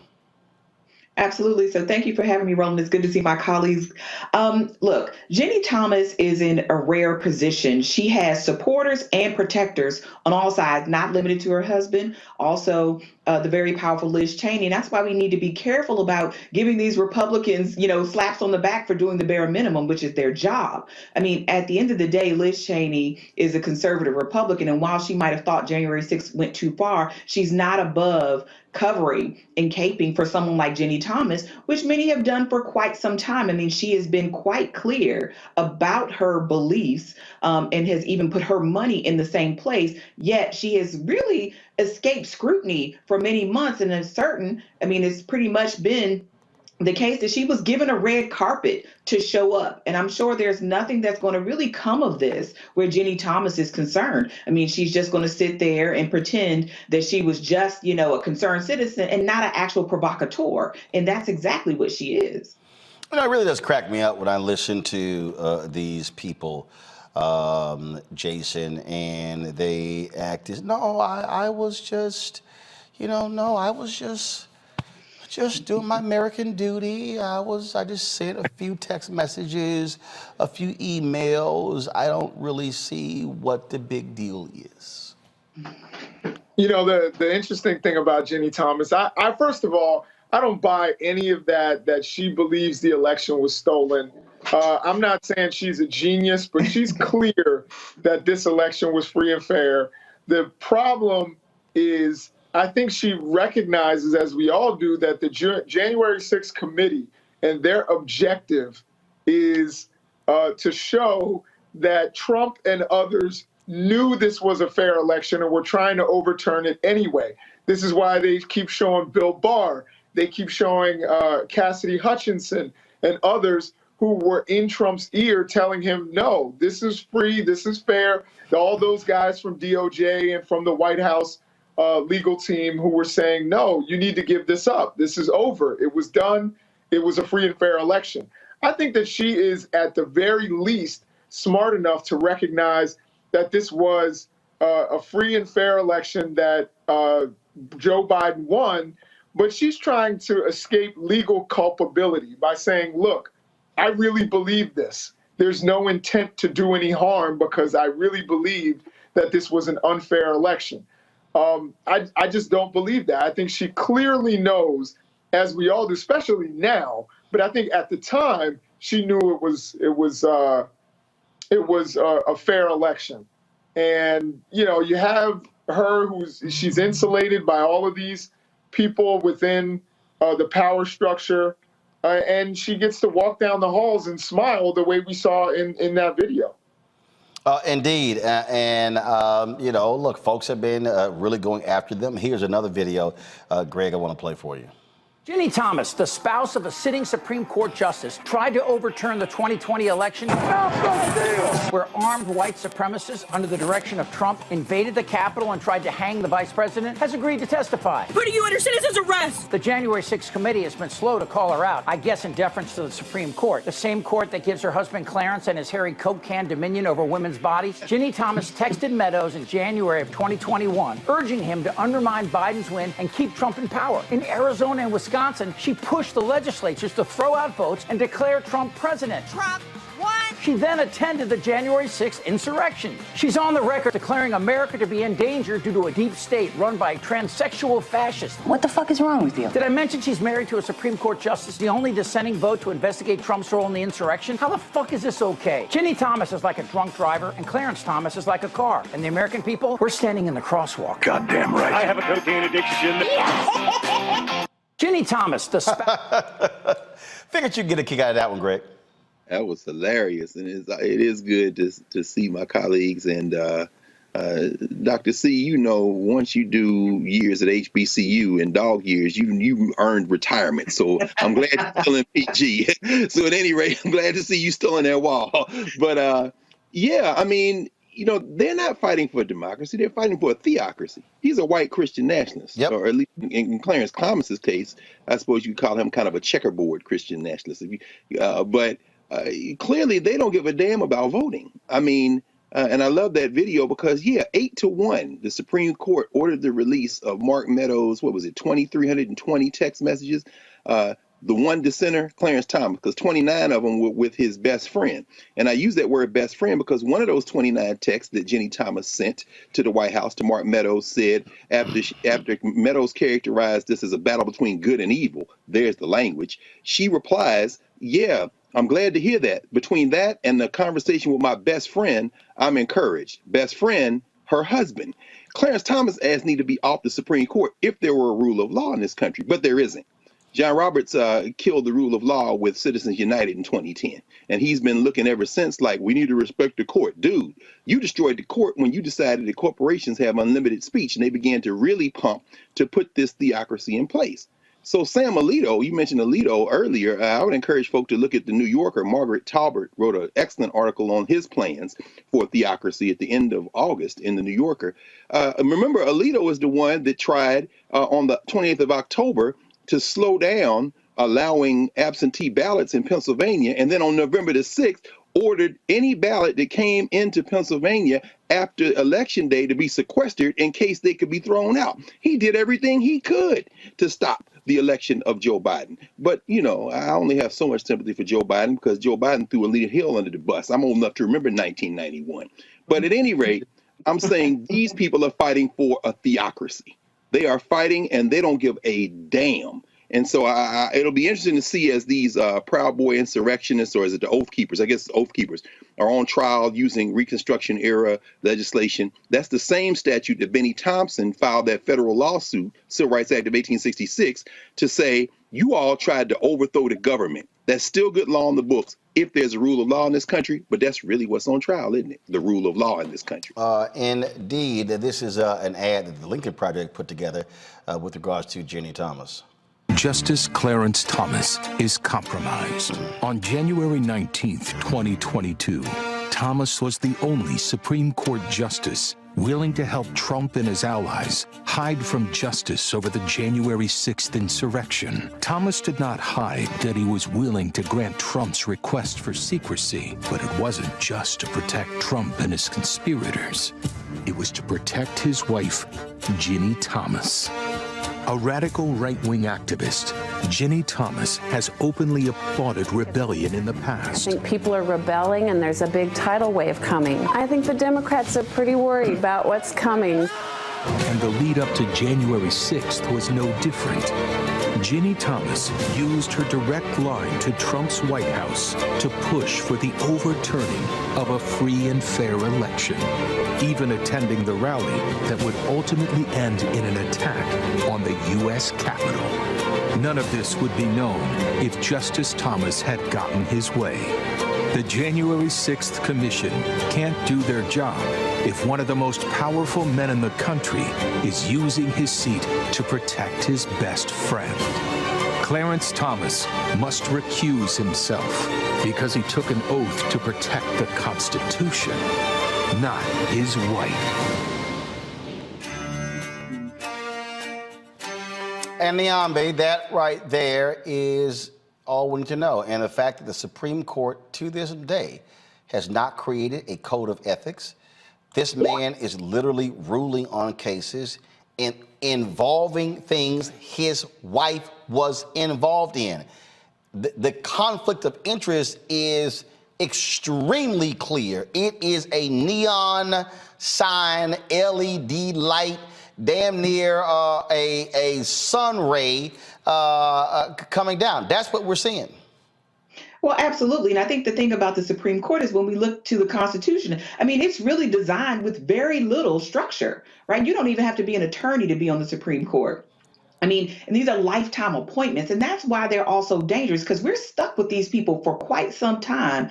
And certainly they have no incentive to police themselves. And even if someone thought, this doesn't look right, Clarence, you might want to step off, no one has really pushed him on it. John Roberts certainly hasn't. I mean, for the reasons that Dr. Carr here talked about, but also because where's the pressure going to come from, right? They're supposed to be the court of last resort, and nobody's really questioning them about anything that they do.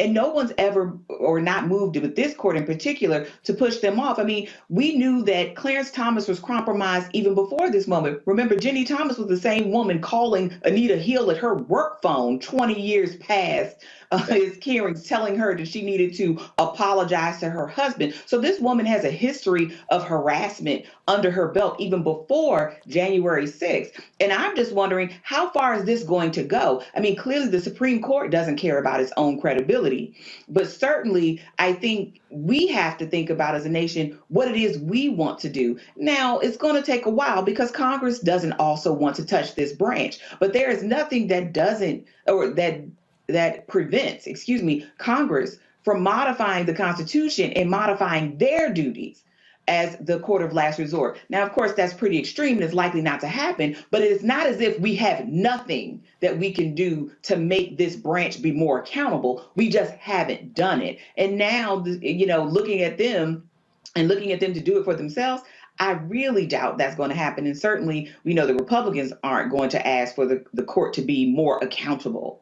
And it started, I guess, as an idea that the court should be above the fray politically. But certainly they have put themselves into politics, and we should probably treat them more like politicians rather than lifetime officials. Well, absolutely. And I fundamentally am against a Supreme Court justice having a lifetime appointment. I'm just against that. I mean, hey, fine, if you want to say 20-year terms, but Jesus, lifetime? Nobody can be good at everything for all their life. Like, are you serious? Again, Jason, and Biden doesn't want to go hard. It's not like, whatever that BS commission he had, whatever the recommendations, whatever.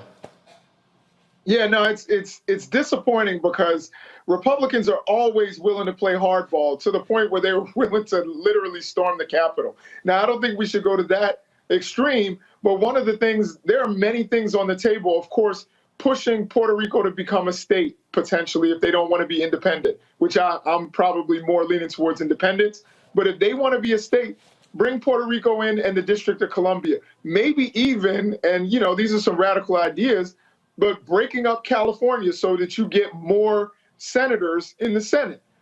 Of course, court expansion in terms of the Supreme Court. You can expand the court. The court has had fewer members than 9 and more members than 9 several times throughout our history. And these were ideas that were being discussed with Joe Biden, and Joe Biden would kind of flirt with them. But once he got into his office, he didn't want to touch them. And my thing is, Joe, you're already unpopular. Like, go for it. Go balls to the wall. Like, go out and start taking some bold action to secure the future of the nation. And it doesn't seem like he's willing to consider any of that. This is what we know, and I said this on ABC to Chris Christie's face, and I keep telling people this, Greg. The Republicans do not care about norms. They're not worried about, what will people think? They are about power, cementing control. And I just keep saying to all these people out here who are talking about just sitting your behind on the sidelines, understand they are coming after you. You can sit here and, I don't like this dim or this person. I'm telling you, what these folk have in store, if y'all thought the last Supreme Court term was crazy, revoke Roe v. Wade, wait until June 2023. Oh, y'all want to have a conversation? Watch what they do this term. These people, they have been planning this since Brown versus Board of Education, since the 1964 Civil Rights Act, 65 Voting Rights Act, 68 Fair Housing Act. They have been playing, and so I can't understand any progressive or liberal, oh my God, I can't believe this happened. Well, they've been telling you what they were gonna do. That's right. They simply did it. And these folk didn't believe them, Greg. No, I mean, they've been telling us what they're going to do since they drug us over here into this criminal enterprise. That's why I never use the word our or we when I talk about the United States of America. This system was set up with the original constitutional framework and federalism to do exactly what it is doing now. Now, sure, Washington and Madison and the rest of them, well, in addition to not ever being able to imagine that Lizzo was going to play his flute, James Madison never would have imagined, and that a black woman would give her permission to do it. Shout out to this Librarian of Congress. I just love that. But at any rate, James Madison never imagined that this criminal enterprise would take up from the Pacific to the Atlantic. But he set up a system so that even as it did, white minority rule is literally poured into the structure.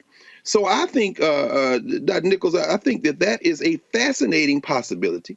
And I think that it is an increasingly possibility as the demographics shift and as this thing fractures, because these white nationalists are going to overburden this federal structure. They've tried to break it several times. They tried to break it in the 1840s and 50s. I mean, y'all go read Dr. Carter's book, American Wild Black. She'll walk you through that whole thing. You walk them through it, Doc. I mean, Martin Delaney, I'm like, let's just get the hell out of here.